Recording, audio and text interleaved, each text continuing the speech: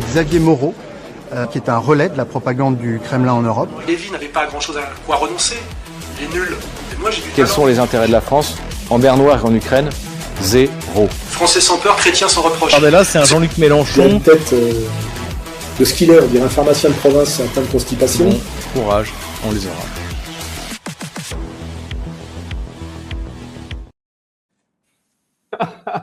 Bonjour messieurs, les meilleurs punchlines.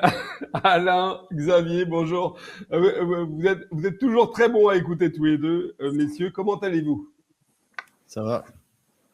Jusque-là, ça va. Jusque-là, ça va? Alors ça va aller bien quand même dans cette émission sur Divergence Politique, puisque on va se poser une question avec un personnage historique que vous connaissez bien tous les deux, Vladimir Poutine. Vladimir Poutine qui avait été, alors je ne sais pas en quelle année c'était, qui avait été nommé personne de l'année par le Times. Alors ça, c'était dans une autre période, bien entendu. Hitler y avait eu droit aussi, hein. Hitler avait été aussi l'homme de l'année du Times à une certaine époque. C'est vrai? Oui, Eh bien sûr.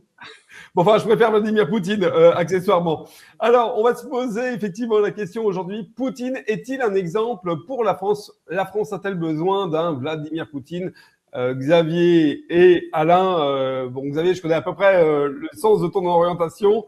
On va parler un petit peu avec différents thèmes. On va parler de Poutine.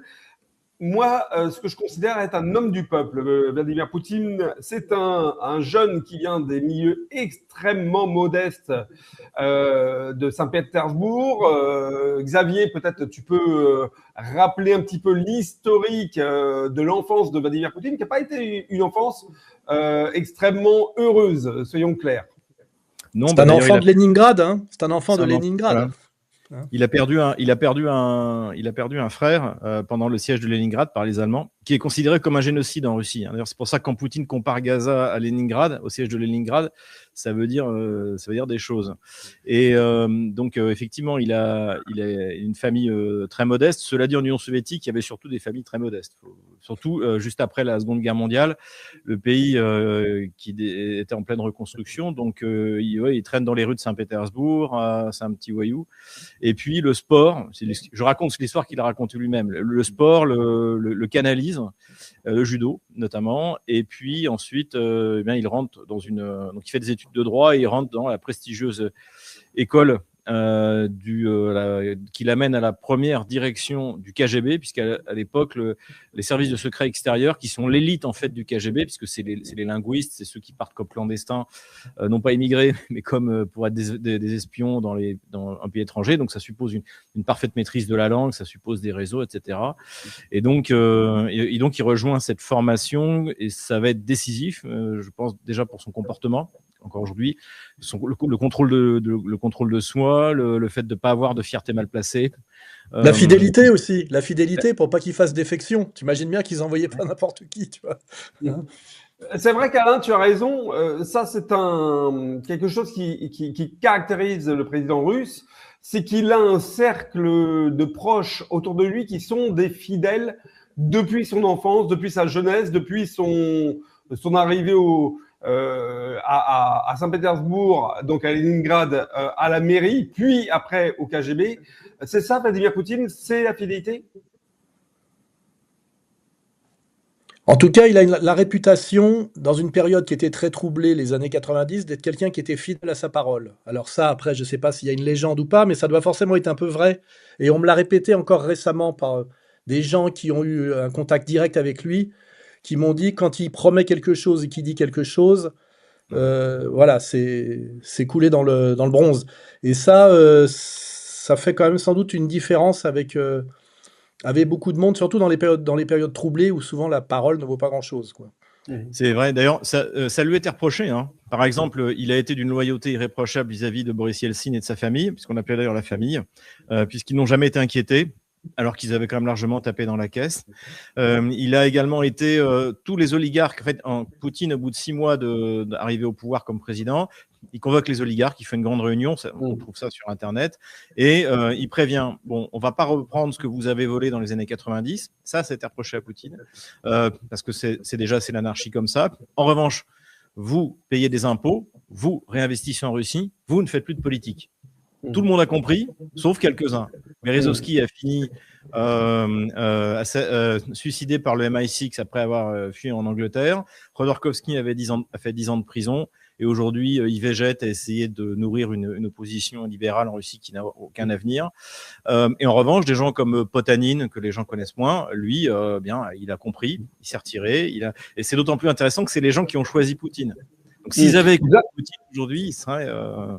Alors, Xavier, avant d'arriver vraiment sur justement la prise de pouvoir et justement ses rapports avec l'oligarchie dans ces premières années, restons vraiment sur la jeunesse ou le jeune homme Vladimir Poutine. Le fait, Alain, qu'il vienne d'un milieu extrêmement pauvre ou défavorisé, d'un milieu populaire, on pourrait dire, est-ce que ça change quelque chose dans sa gestion en tant que président? Est-ce que nous, finalement en France, on n'a pas de président qui viennent du peuple. On n'a que des personnes qui viennent de familles assez bourgeoises. Est-ce que le fait de venir, d'être quelqu'un du peuple, tout simplement, ça change la perception, la façon d'administrer sa nation? Ça me paraît quand même assez évident sur le... En fait, il y a deux dimensions, parce qu'il y a celui qui vient du peuple et qui finit nouveau riche et très prédateur, par rapport à celui, ça c'est la tradition monarchique, qui étant déjà né riche, ne pense pas systématiquement à voler de l'argent dès qu'il a la signature, donc ça peut être aussi dans l'autre sens. Mais en tout cas, ce qui est sûr, c'est que celui qui vient du peuple sait ce que c'est que de manquer, sait ce que c'est que la vie des petites gens. C'est à mon avis la différence, par exemple, avec la manière dont Poutine conçoit la politique et les limites, par exemple, d'un Villepin chez nous, qui a une certaine élégance morale sur la politique étrangère, mais on sent que sur certains sujets, il lui manque le peuple. C'est d'ailleurs ce que disait De Gaulle de Giscard à l'époque aussi. Et ça, c'est quand même... Enfin, moi qui suis quand même quelqu'un qui vient quand même du marxisme, c'est quand même assez sensible. Moi, je pense qu'on peut quand même se méfier des grands bourgeois qui essayent de parler peuple. Mais comme il ne faut pas être un peu simpliste, on a des tas d'exemples, notamment avec Marcos, de types qui commencent très bas et même dans le combat politique dur, et qui finissent dans la prédation nouveau riche. Donc c'est compliqué. C'est là où on voit où il faut à la fois une sensibilité populaire par le vécu et très structurée moralement par une éducation sérieuse, pour avoir un surmoi puissant. Et en fait, il faut donc deux données, et il semble que chez Poutine, il y ait ça par son origine sociale, et puis le surmoi, c'est la femme, je crois, qu'il a pris en main quand il était un petit délinquant, et qui lui a permis de surmonter son défaut sans doute d'autorité paternelle, et qui l'a remis sur les rails. Donc c'est un peu, si on fait de la psychologie, c'est ça, il faut avoir... une conscience réelle de ce que c'est que le peuple, mais avoir aussi une très bonne structuration morale. Et ça c'est pas automatique. Souvent, chez les gauchistes ou dans la gauche, on a l'impression que conscience populaire égale structuration morale. On a des tas de contre-exemples. À mon avis, il y a un aspect aussi, notamment dans la Révolution française, par exemple. La différence entre Danton et Robespierre. Je sais bien qu'ici, on n'aime pas trop Robespierre, mais Robespierre est vraiment l'incorruptible. Alors que Danton, ça fait partie de ces types qui s'engraissent, qui se servent de la période pour s'enrichir à l'époque des assignats, l'argent anglais, etc., etc. Donc, très important de combiner ces deux qualités, sensibilité populaire fondée au vécu et grosse conscience morale qui forcément vient en général de l'éducation. Xavier ? Je ne conteste pas l'incorruptibilité de Robespierre, je tiens à le dire au passage. Mais oui, moi je pense aussi un aspect important, c'est la foi. Et comme il l'a raconté lui-même, en fait, Vladimir Poutine fait partie de ces enfants russes qui ont été baptisés en cachette. Alors lui, c'était par sa mère, c'était souvent aussi par les grands-mères. Et donc, et je pense que le fait est que quand on est imprégné de la foi chrétienne, le fait que tout pouvoir vient de Dieu, qu'il faudra rendre des comptes, on a reçu des talents, il faudra, etc., etc. Tout ça, évidemment, enfin, il n'y a qu'à voir Vladimir Poutine assister aux offices religieux. Il a assisté à l'office de Pâques dimanche dernier, dans la nuit de samedi à dimanche. Il n'est pas là pour faire plaisir. Déjà, l'office de Pâques orthodoxe, c'est 3-4 heures. Et donc, on voit bien que c'est quelqu'un qui y croit. Il croit réellement. Pour lui, c'est une conviction que la Russie doit être un pays multiconfessionnel. Il a beaucoup de respect pour les autres religions, dites traditionnelles en Russie, hein, donc l'orthodoxie, l'islam, le judaïsme et le bouddhisme. Donc je pense aussi, encore une fois, la foi, le fait qu'il sait qu'il aura des comptes à rendre devant Dieu, ça conditionne la vie d'un prince chrétien, c'est incontestable. La foi, c'est quand même c'est la morale. La foi, c'est quand même la fonction sociale de la foi, c'est d'amener à la morale.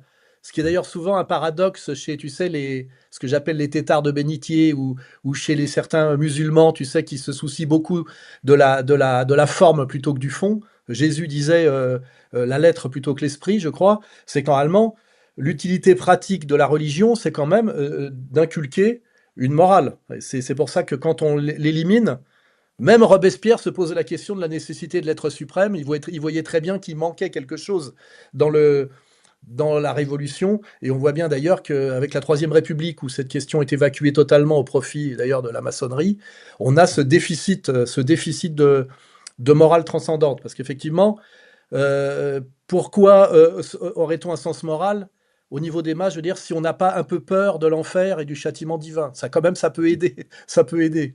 Hein. C'est ce que dit d'ailleurs Vincent Payon sur Une religion pour la République, quand il parle de la laïcité.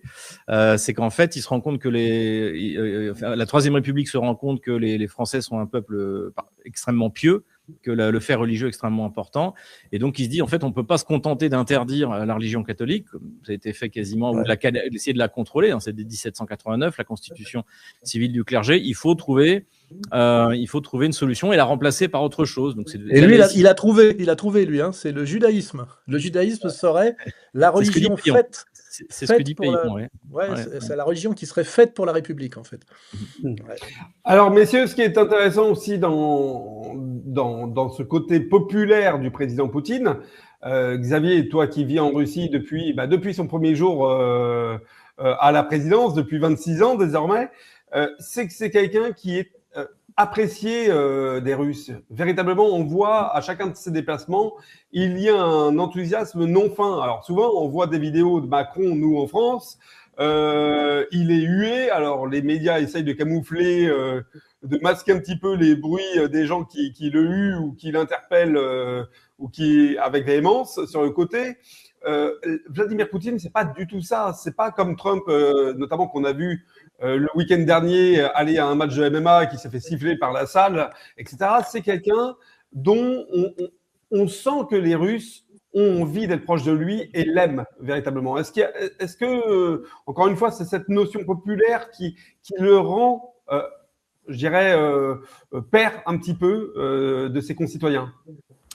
En fait, un ami russe m'avait dit et je pense qu'il avait raison, il m'avait dit quand je suis arrivé en Russie, au début des années 2000, il m'a dit en fait Poutine donne l'exemple de ce que les Russes pensent qu'ils sont, comme Yeltsin. Sauf que Yeltsin, c'était le côté du russe fêtard, qui aime bien forcer sur la boisson, qui danse, etc., etc. Et Poutine, c'est le russe réservé, le tchéquiste implacable, le mal alpha par excellence. Et je crois que les Russes ont été contents finalement de voir une autre image d'eux-mêmes. Et d'ailleurs, si on peut faire un parallèle par rapport à ce qui se passe aujourd'hui, c'est plutôt Trump qui a pris le rôle du bouffon de service, qui était Yeltsin, il faut le dire, à la fin de ces deux mandats. Donc, effectivement, Poutine renvoie une image extrêmement positive des Russes, tels qu'ils veulent se voir, et il est populaire. Il faut le voir. Il a une véritable aura. C'est assez intéressant parce que quand tu regardes les images du début de son, même quand il était Premier ministre ou ensuite quand il est devenu président, c'était pas gagné. Il n'avait pas vraiment de charisme. Il y avait une force qui se dégageait de lui. C'est ce qui m'a attiré en Russie. D'ailleurs, je me suis dit, il faut que j'aille dans le pays gouverné par ce type. Mais petit à petit, en fait, il y a tout son aura qui s'est développé et qui est un mélange de fermeté et de bienveillance. D'ailleurs, il y a un témoin comme Philippe de Villiers qui avait eu la chance de le rencontrer, qui disait que c'était quelqu'un de bon, mais qu'en revanche, dès qu'il s'agissait de la Russie, dès qu'il s'agissait de la souveraineté russe, c'était pas négociable. Et on le voit à plusieurs reprises avec par exemple une aveugle, avec un enfant. Je suis père, j'en ai 5. On voit quelqu'un qui aime les enfants, ça se voit, c'est que c'est pas artificiel. Attention de le dire. Oui. Parce qu'on en a chez nous aussi qui aiment les enfants, mais un peu trop. Ça donne pas la même chose. Hein. Ils sont pas forcément Poutine et Jacques Lang. Hein. Effectivement, Xavier, tu as raison. Vladimir Poutine, on le voit souvent. Alors, c'est une voix très douce, mais une main de fer, finalement. Et on le voit souvent quand il accueille notamment des chefs d'État femmes. Il les accueille avec un bouquet de fleurs. Il vient jusqu'en bas sur le tarmac de l'avion, enfin, comment on appelle ça, des escaliers de l'avion. Il est extrêmement attentionné, extrêmement attentif avec les enfants. Souvent, il a des gestes, effectivement, pour les mettre en avant lorsqu'il y a un événement et que les enfants sont forcément plus petits que les adultes pour qu'ils puissent assister à l'événement, etc., ou toujours être attentifs. Tu parlais tout à l'heure. Il ne faut pas oublier quand même aussi... Je pose la question parce que Xavier disait Poutine, c'est le mal alpha. C'est vrai qu'il plaît énormément aux femmes, Alain Poutine, oui, mais autant qu'aux hommes. Là, si on se pose la question de Poutine, ce que les gens ressentent, il ne faut pas oublier quand même la réalité socio-économique. C'est qu'il a hérité d'une situation qui, pour le peuple russe, était catastrophique.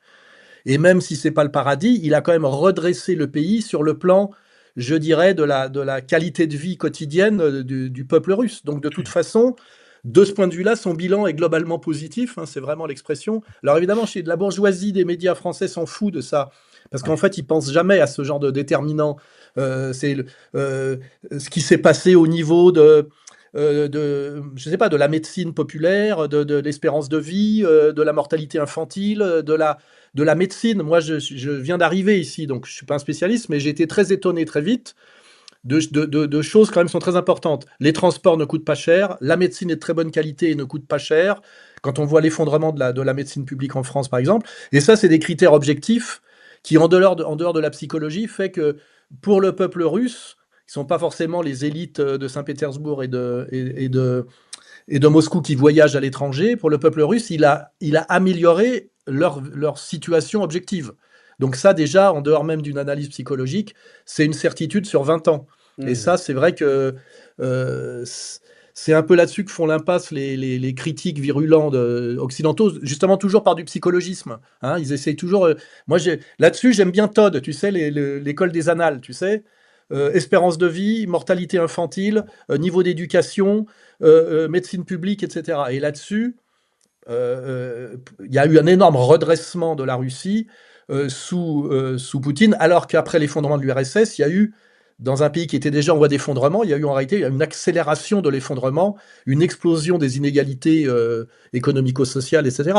Et ça, c'est le bilan globalement positif. J'aime bien cette expression, parce qu'avec... Si on est un peu taquin, on peut la faire également, l'appliquer au stalinisme. Hein. Bilan globalement positif, ça dépend de la lecture de classe qu'on fait, tu vois. Si tu prends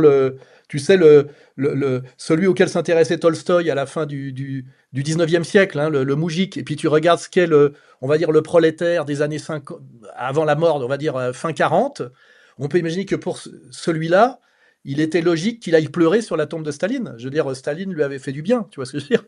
Il avait gagné la guerre, il avait envoyé le premier homme dans l'espace. Oui. C'était pas à son époque, mais c'était... c'est le fruit d'un travail. C'est le nucléaire civil, le nucléaire militaire. C'est l'industrialisation accélérée, le niveau d'éducation qui était quand même. Il en reste encore quelque chose là-dessus. Il y a une petite baisse d'ailleurs. Hein. L'incroyable niveau d'éducation du petit peuple russe par l'école obligatoire, c'était quand même une des réussites. Et puis surtout, moi j'étais récemment là, comme vous le savez peut-être ou pas, au Kyrgyzstan. C'est une ancienne république soviétique. Je parlais avec des gens là-bas qui sont des gens de droite. Hein. Je fréquente pas tellement de gens de gauche, paradoxalement, parce que moi je suis d'une gauche assez particulière. Et ils me disaient, il y a quand même une réussite de l'Union soviétique, c'était la fraternité des nations qui composaient cet immense empire. Tu sais, l'absence de haine raciale, parce que c'est un empire compliqué, hein, multiethnique. Et il me disait, et ça, les équipements collectifs, il me disait, au Kyrgyzstan, qui est aujourd'hui qui est un pays officiellement musulman, il me disait les gens ont globalement une nostalgie de l'Union soviétique pour tout ce que l'Union soviétique a apporté sur le plan des infrastructures, des équipements collectifs et de la mentalité générale. Hein, cette espèce évidemment de fraternité qui chez nous est considérée un peu comme de la colombe, tu sais, de Picasso, qui est considérée comme de la propagande antifasciste, mais il y a un réel bilan positif à ce niveau-là. Et moi j'aime bien. Il y a une phrase de Vladimir Poutine d'ailleurs, Xavier, peut-être tu reciteras beaucoup mieux que moi. enfin qui est attribuée à Vladimir Poutine, on ne sait pas exactement si elle a été prononcée, qui dit celui qui ne regrette pas l'Union soviétique n'a pas de cœur et celui qui voudrait la retrouver n'a pas de tête. Oui, tout à fait. Tout à fait. Et je voudrais rebondir sur ce que disait Alain, parce que c'est vrai qu'il y a quelque chose pour moi qui m'a frappé. C'est quand il y a eu en 2022, immédiatement, il y a des sanctions qui ont été prises contre la Russie, et donc pour compliquer l'obtention de passeports, de visa, pour que les Russes puissent aller en Europe. Et moi, ce que j'avais vécu depuis 2000, c'est que les Russes prennent des mesures réciproques. Et là, Poutine a dit non, faut qu'ils puissent continuer à venir en Russie pour voir. Donc, visa électronique, c'est très facile d'obtenir un visa pour venir en Russie. C'est plus compliqué parce qu'il faut passer par un pays tiers qui n'est pas sous sanction. Mais globalement, l'obtention de visa est bien plus facile aujourd'hui qu'elle l'était avant. Et la Russie, et donc Vladimir Poutine est conscient qu'aujourd'hui, quand on arrive de Paris et qu'on débarque à Moscou, alors on arrive d'une décharge et on arrive dans un endroit propre, un endroit où il n'y a pas d'insécurité, et c'est pareil de Berlin, et c'est ce que tout. Encore une fois, je donne rendez-vous aux fans de Stratpol à la sortie de la messe tous les dimanches à midi. Je vois arriver quasiment tous les week-ends des gens qui viennent visiter Moscou sous mon influence. Et alors je dis, est-ce que je vous ai menti? Non, c'est incroyable, c'est fantastique, c'est propre, les gens sont gentils, ils sont contents de nous entendre français. Il y a un couple qui m'a dit, quand le patron du restaurant où ils étaient la veille a appris qu'ils étaient français, il leur a payé le taxi pour rentrer à l'hôtel. Donc en fait, on découvre un monde qui est sûr de lui. Et pour finir là-dessus, moi quand je suis arrivé en Russie, donc c'était en 2000, et le cabinet pour lequel je travaillais avec de conseil avait de bonnes connexions, et on se rend au ministère des Affaires étrangères pour rencontrer le directeur du cabinet Europe, qui à l'époque était d'ailleurs Monsieur Orlov, qui est devenu depuis entre-temps ambassadeur. Et dans l'ascenseur, donc il y avait un jeune fonctionnaire parfait francophone qui était là et qui lui est en train de déprimer sur son pays. Il me disait oui, on est une république bananière qui importe ses bananes, c'est une honte, etc., etc. Et ça, je l'entends plus. Le moscovite aujourd'hui, il est fier de sa ville, il est fier d'être russe, et même vous pouvez aller. Moi, il y a pas mal de villes où j'y suis allé, je les ai vues changer, notamment une ville comme Ulyanovsk, mais celle où j'y vais régulièrement à Kaliningrad. D'ailleurs, les habitants de Kaliningrad, ils sont fiers de ce qui est devenu leur région, ils sont fiers de leur route, ils sont fiers de la côte aménagée, ils sont fiers voilà, puis ils sont en général. Donc ça, ce que Poutine a rendu, ça n'a pas de prix. Il a rendu à un peuple d'élite sa fierté, et ça, évidemment que. Tu vas un peu plus vite que moi dans le programme. Effectivement, on va parler de la remise sur pied de la Russie post-90. Avant ça, on va parler quand même 99-2000, les années de prise de pouvoir. Le pouvoir, pour Poutine, il ne se donne pas, il se prend. Et finalement, c'est ce que Vladimir Poutine a fait. Comment on peut juger son arrivée? Alors là, on a une petite vidéo de ces premiers mois où sa fameuse vidéo qui a circulé partout où il a non, Alexis, c'est pas les premiers mois, c'est quand il est devenu Premier ministre entre 2008 et 2012. Ah pardon, alors ceci étant, la vidéo est quand même parlante. Effectivement, dans cette vidéo, il y a Alpag, l'oligarque, pour lui dire de venir signer au pied et surtout de rendre le crayon. Le stylo, voilà. L'arrivée de Vladimir Poutine, c'est la remise au pas justement de toutes les forces non politiques qui gouvernaient ce pays, non? Moi, j'ai écrit un texte qui essaye de résumer tout ça dans mon dernier livre, là, Plus contumeur, qui s'appelle Poutine et les oligarques, où j'essaye, je commence par dire je n'y étais pas, mais voilà comment ça s'est passé, et j'explique comment il y a eu comment un type qui aurait pu se contenter d'être malin et habile a choisi de devenir un grand homme, un personnage historique, puisqu'en fait, si je résume, les oligarques, à un moment donné, lui ont donné le pouvoir pour qu'ils assument leur sécurité. Parce que ces oligarques, une fois qu'ils ont pillé le pays, c'est le problème des voyous, c'est qu'après, il y a les voyous qui veulent voler les voyous. Et à un moment donné, ils avaient créé un chaos sur lequel ils s'étaient enrichis, mais ils avaient un problème de sécurité. C'était la période où ça butait dans tous les sens. Et en fait, Poutine, à ce moment-là, à Saint-Pétersbourg, avait le profil du type qui pouvait assurer la sécurité par les réseaux qu'il avait de ces oligarques prédateurs. Et c'est eux, en fait, qui lui ont donné les clés de l'armurerie, d'une certaine manière, dans leur idée pour les sécuriser. Et ce qu'a fait Poutine, je simplifie, mais je pense que c'est assez juste, il les a braqués. Il les a braqués. Et il a dit, Il a dit c'est rare que les fusils braquent l'échiquier, tu sais, parce que en général, c'est l'échiquier qui finance les fusils. Et ça a changé complètement le destin de la Russie, parce que c'est pour ça d'ailleurs que ces oligarques se sont mis. Je me rappelle justement, je crois, Berezovski qui l'insultait en disant ce salaud, c'est nous qui l'avons fait et tout ça. Il nous a trahis. Mais c'est justement là où il est devenu un grand homme d'État, alors qu'il aurait pu se contenter d'être le flic de Saint-Pétersbourg au service des oligarques de Saint-Pétersbourg. Et en fait, à un moment donné, je pense que ça se passe en une nuit, quelque part. Il se dit, voilà, parce qu'en fait, si Elstine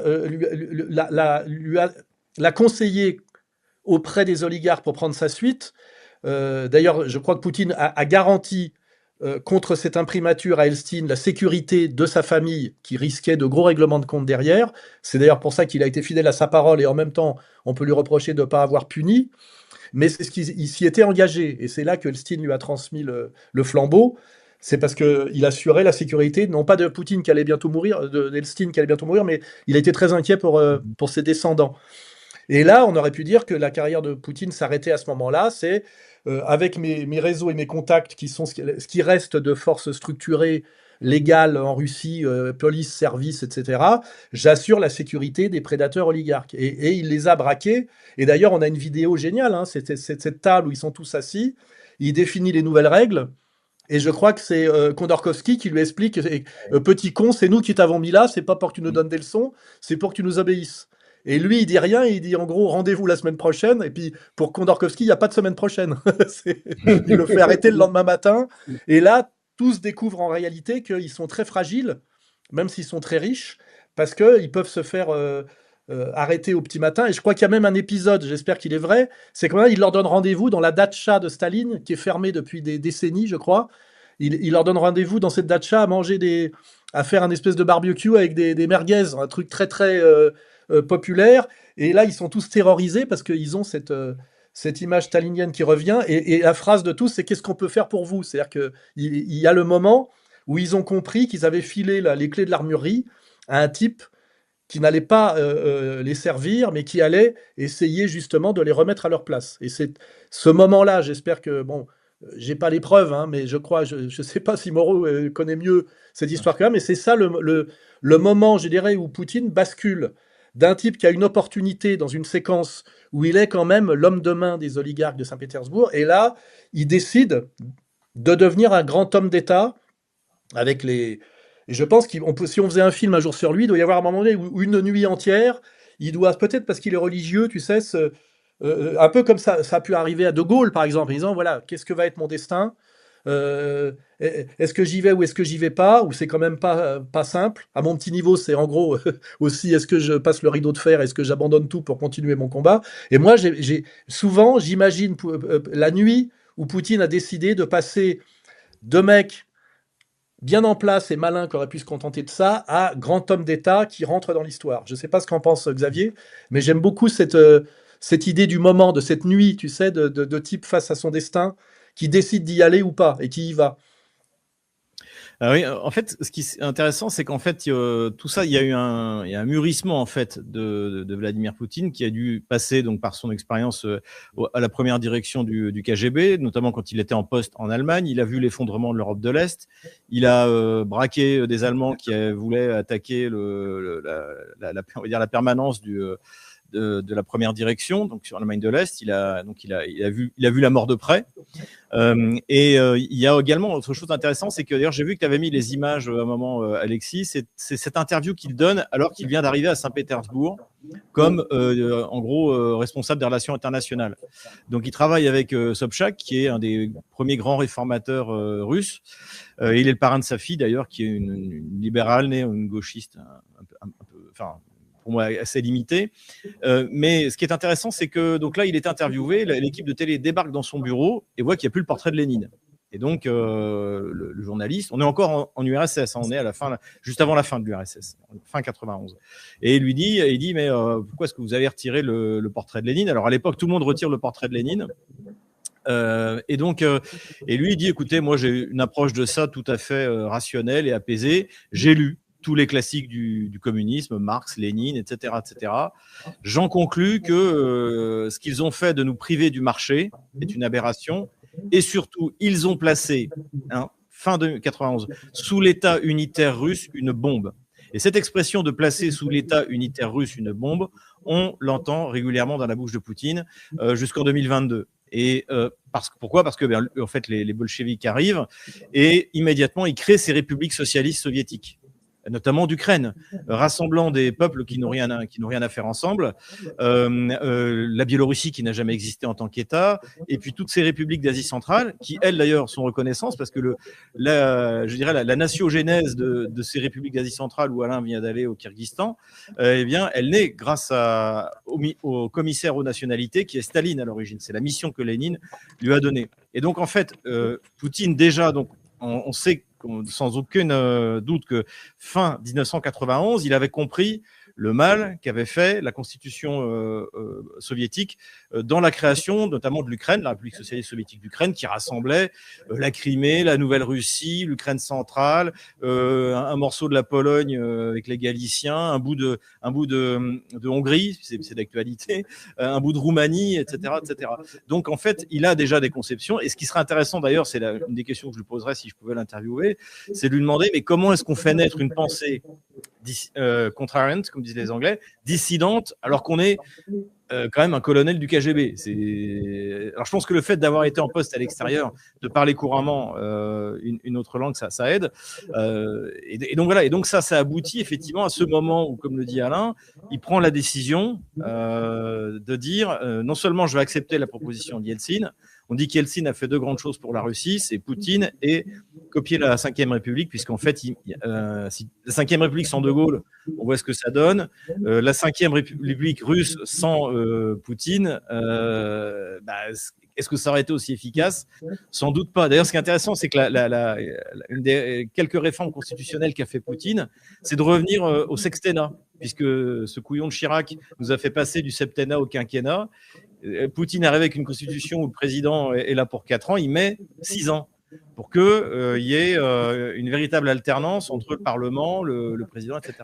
Si je peux me permettre, si on revient sur la question des nationalités, si les bolcheviks ont fait ça à l'époque, c'est parce qu'ils étaient c'était pour lutter contre le pouvoir russe, entre guillemets, car je rappelle, la révolution bolchevique est une révolution anti-russe. C'est des Géorgiens, des Juifs, et en fait, cette question des nationalités a un sens à l'époque dans la prise du pouvoir des bolcheviks, qui ne sont pas justement des Russes, et quand on dit des Russes, c'est Moscou, Saint-Pétersbourg, ils viennent d'ailleurs, donc c'est un peu du diviser pour régner et du flatter pour régner. Alors évidemment, après, il y a les conséquences négatives, mais pour les bolcheviks, cette question des nationalités qui paraît être une générosité a un sens très intelligent, très fonctionnel au moment de la prise de pouvoir des bolcheviks, car justement, ce ne sont pas des Russes. Hein. Ils ont besoin d'affaiblir en fait ce pouvoir russe qui est en fait le pouvoir de ces Slaves de l'Ouest, quoi. Donc tout à fait. On retrouve ça dans les textes de Staline que j'ai publié dans mon bouquin Ukraine, pourquoi la Russie a gagné. Notamment Staline, quelles que soient les montées des nationalités, puisque en fait la politique suivie par les bolcheviks va entraîner une montée des nationalités. C'est aussi les hommes du 19e siècle, hein, le principe des nationalités, le droit des peuples à disposer d'eux-mêmes, etc. Quoi qu'il arrive, l'adversaire, jusqu'à peu près en 1932, reste le chauvinisme grand russe. Et puis après, je pense qu'il y a un déclic chez Staline qui se dit, on va arrêter avec ces âneries, j'ai besoin d'avoir un État central qui fonctionne, j'ai besoin de mobiliser les forces, parce qu'il voit l'arrivée, en plus, Hitler arrive, Staline a lu Mein Kampf, il connaît le projet pour l'Europe de l'Est, donc il sait qu'il va falloir s'appuyer sur ce qui marche. Et ce qui marche, c'est l'État centralisateur, quand on voit la taille de la Russie, ça fait un peu rigoler aussi, mais et avec une langue russe qui est une langue scientifique, qui est une langue littéraire, etc. Donc toute l'ukrainisation forcée, notamment, qu'on observe, qui est très bien racontée par Kravchenko, donc le dissident qui publie J'ai choisi la liberté en 1946, qui dit qu'il y a à Kharkov l'imposition par Staline de la langue ukrainienne, ça paralyse l'apprentissage en fait des sciences, etc. Parce que l'ukrainien n'est pas une langue stabilisée. D'ailleurs, c'est les grammaticiens, les grammaires grammairiens qui vont, je fais des mélanges entre le russe et le français, qui vont créer la grammaire de la langue ukrainienne. Et puis au début des années 30, Staline se dit on va arrêter ça marche pas. Et donc et c'est pas qu'il va interdire la langue ukrainienne, c'est que finalement il arrête de la rendre obligatoire. Et c'est ce qui se passe aujourd'hui, d'ailleurs, pardon pour cet aparté, mais c'est ce qu'on observe aujourd'hui en Ukraine, c'est-à-dire que dès qu'on arrête d'imposer la langue ukrainienne, dès qu'on arrête de mettre des amendes aux gens qui parlent le russe, les gens ils se mettent à parler la langue de leur papa et de leur maman. Oui, mais là je vais refaire mon spécialiste de Staline. C'est ce que tu dis correspond exactement dans ce qu'on appelle d'ailleurs, tu sais, les inversions fonctionnelles. Hein. On lui dit en 36, pourquoi vous faites ce que vous faites en ce moment? Il dit parce qu'avant, il fallait détruire et maintenant, il faut construire. Tu sais, à un moment donné, tu as une phase de prise de pouvoir qui passe sur la destruction du pouvoir antérieur. Et puis, à un moment donné, tu as la deuxième phase, si tu veux continuer à avancer, ça s'appelle construire. Et donc, tu vois, quand même, je fais remarquer quand même que Staline est un génie de la politique. Hein. Je pense aussi rigolo, que Staline, pour rebondir sur ce que tu dis, je pense que Staline a conscience que l'universalité dans l'URSS, elle est russe. Par exemple, il y a des partis communistes d'Ukraine, il y a des partis communistes du Kazakhstan, il n'y a pas de parti communiste de Russie, de la République socialiste fédérative de Russie. Le parti communiste à Moscou, c'est le parti de tout le monde. Et ce qui fait qu'en fait, il n'y a personne pour défendre les intérêts des Russes. En Ukraine, par exemple, ça c'est très intéressant aussi à analyser, avec le pardon qui est fait aux collaborateurs nazis par Khrouchtchev qui voulait plaire à Adenauer. En fait, finalement, le parti communiste de la République socialiste soviétique d'Ukraine est nationaliste. Il y a des nationalistes bandéristes, des enfants qui arrivent à s'infiltrer. D'ailleurs, on voit à la chute de l'URSS, tous les nouveaux dirigeants à partir du 1er janvier 1992, c'est tous les secrétaires généraux du Parti communiste. Il y a aujourd'hui Aliyev, le président de l'Azerbaïdjan, pardon, c'est le fils d'un type qui a réprimé dans le sang du Parti communiste, donc qui était loyal en plus à Moscou, qui a réprimé dans le sang les soulèvements, on va dire, locaux dans les années 70, je crois. Donc en fait, tout ce qu'on voit, et il y en a encore qui sont présents, ce sont les héritiers en fait de la direction. En France, ça correspond à ce problème de la défense des minorités qui finit par être contre la majorité. Ouais. C'est un peu ça. Hein, chez nous, ça fonctionne différemment, mais on est dans le même piège, tu sais, c'est qu'à force de favoriser les minorités, c'est au détriment de la majorité, ce qui n'est pas très démocratique, puisque normalement le pouvoir, c'est le pouvoir à la majorité. On a ce genre de problème en France selon d'autres déterminations. C'est vrai que je pense que Maurras avait tort là-dessus. Maurras disait qu'il n'aimait pas la démocratie parce que c'était la dictature de la majorité, mais en fait, il avait pas l'expérience que nous avons, on en a pris pour un siècle en plus. Et en fait, aujourd'hui, on constate que non, la démocratie, en tout cas en France, la République, c'est la dictature des minorités. C'est pas la dictature de la majorité, en fait. Oui. C'est d'ailleurs Bernard Lévy, Cohn-Bendit nous l'avait dit dans une conférence célèbre. Comprenez bien que la démocratie, ce n'est pas le pouvoir de la majorité sur les minorités, c'est défendre et promouvoir les minorités contre l'oppression, je dirais, pratiquement intrinsèque de la majorité, ce qui est la définition totalement inverse de ce pourquoi nous avons chassé les rois pour faire la République. On s'est fait un peu avoir. On va continuer le fil de cette émission. Alors, juste avant d'arriver justement au sujet dont Xavier, tu avais commencé à aborder, la question de la remise sur pied économique, militaire, diplomatique de la Russie, on va faire une toute petite transition publicitaire. Restez avec nous.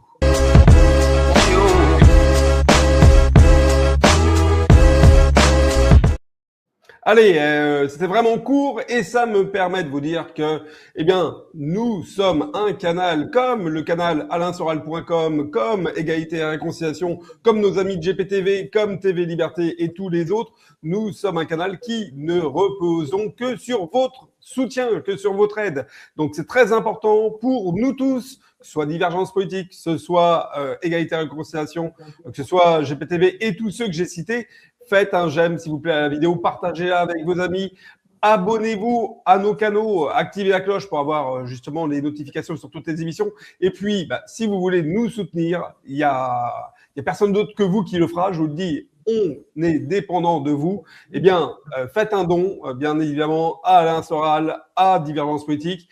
Vous pouvez soit nous faire un don directement par YouTube, il y a tous les petits boutons qui vous permettent ou bien de vous abonner à la chaîne, ou bien de faire une donation libre en direct, ou bien tout simplement, vous le voyez au-dessus de la vignette, il y a un petit QR code avec votre téléphone, vous scannez le QR code, vous allez arriver sur Stripe.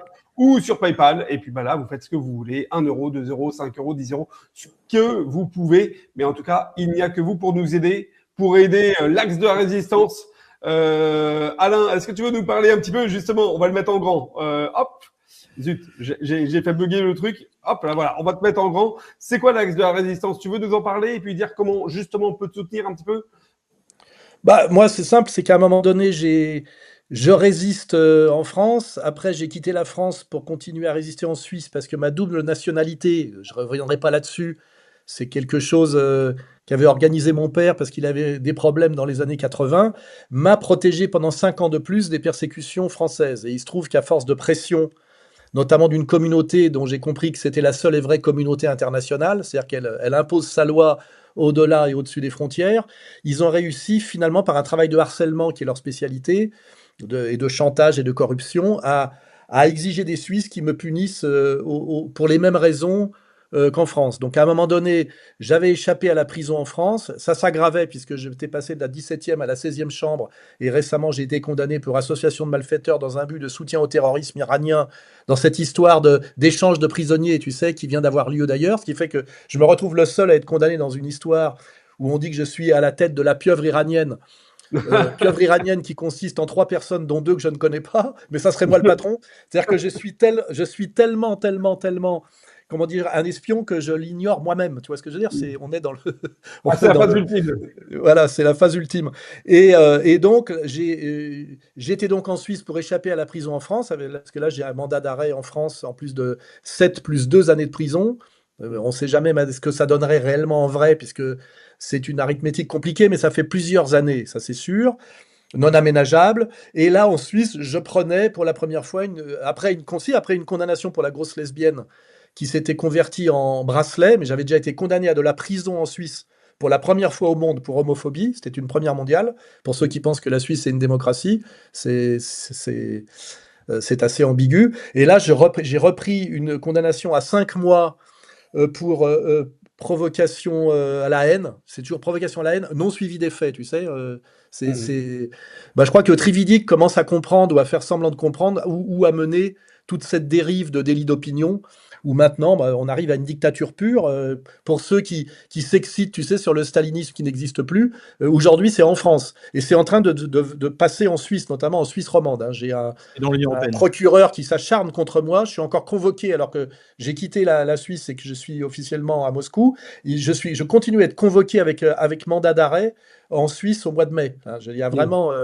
voilà. Donc, moi, je suis parti de l'autre côté du rideau de fer et j'ai quitté le monde libre pour pouvoir continuer mon travail de patriote français et même, je dirais, comment dirais-je, de démocrate européen d'une certaine manière, parce que j'y ai cru, tu sais, c'est le problème des gens comme nous, c'est qu'on a cru à liberté, égalité, fraternité, puisque moi j'ai fait ma scolarité d'abord à la communale, après est allé à Stan, c'est-à-dire que j'ai fait la communale laïque, puis la grande école catholique, ce qui permet d'avoir une double articulation, ce qui n'est pas mauvais. Et malheureusement, j'ai cru à tout ça, et je me rends compte aujourd'hui que pour pouvoir continuer à exercer ma liberté de pensée et d'expression, bien que même la liberté de penser aujourd'hui est attaquée par la loi Yadan, hein, puisqu'aujourd'hui, vous pouvez vous faire condamner parce qu'on devine ce que vous pensez. Il n'y a même pas besoin de dire. Hein. C'est Trividi qui est en train de le dire en ce moment. Ce qui m'étonne, c'est qu'il ne l'ait pas compris. Moi, je l'avais compris dès le départ. Pourquoi ces types qui sont très formés, qui sont des juges, mettent 20 ans de plus que moi pour comprendre où on allait fatalement arriver, tu vois, c'est-à-dire que voilà, aujourd'hui c'est trop, mais il fallait faire barrage dès la loi Guesso, hein, pour moi, et peut-être même avant. Enfin bon, c'est un autre sujet. Donc aujourd'hui, je suis passé de l'autre côté du rideau de fer pour pouvoir continuer simplement à exercer ma liberté de pensée et d'expression sur les sujets qui me sont chers, qui sont la France, le salut de la France, et plus largement l'idée qu'on se fait d'une démocratie avancée dont soi-disant l'Occident portait l'étendard, hein.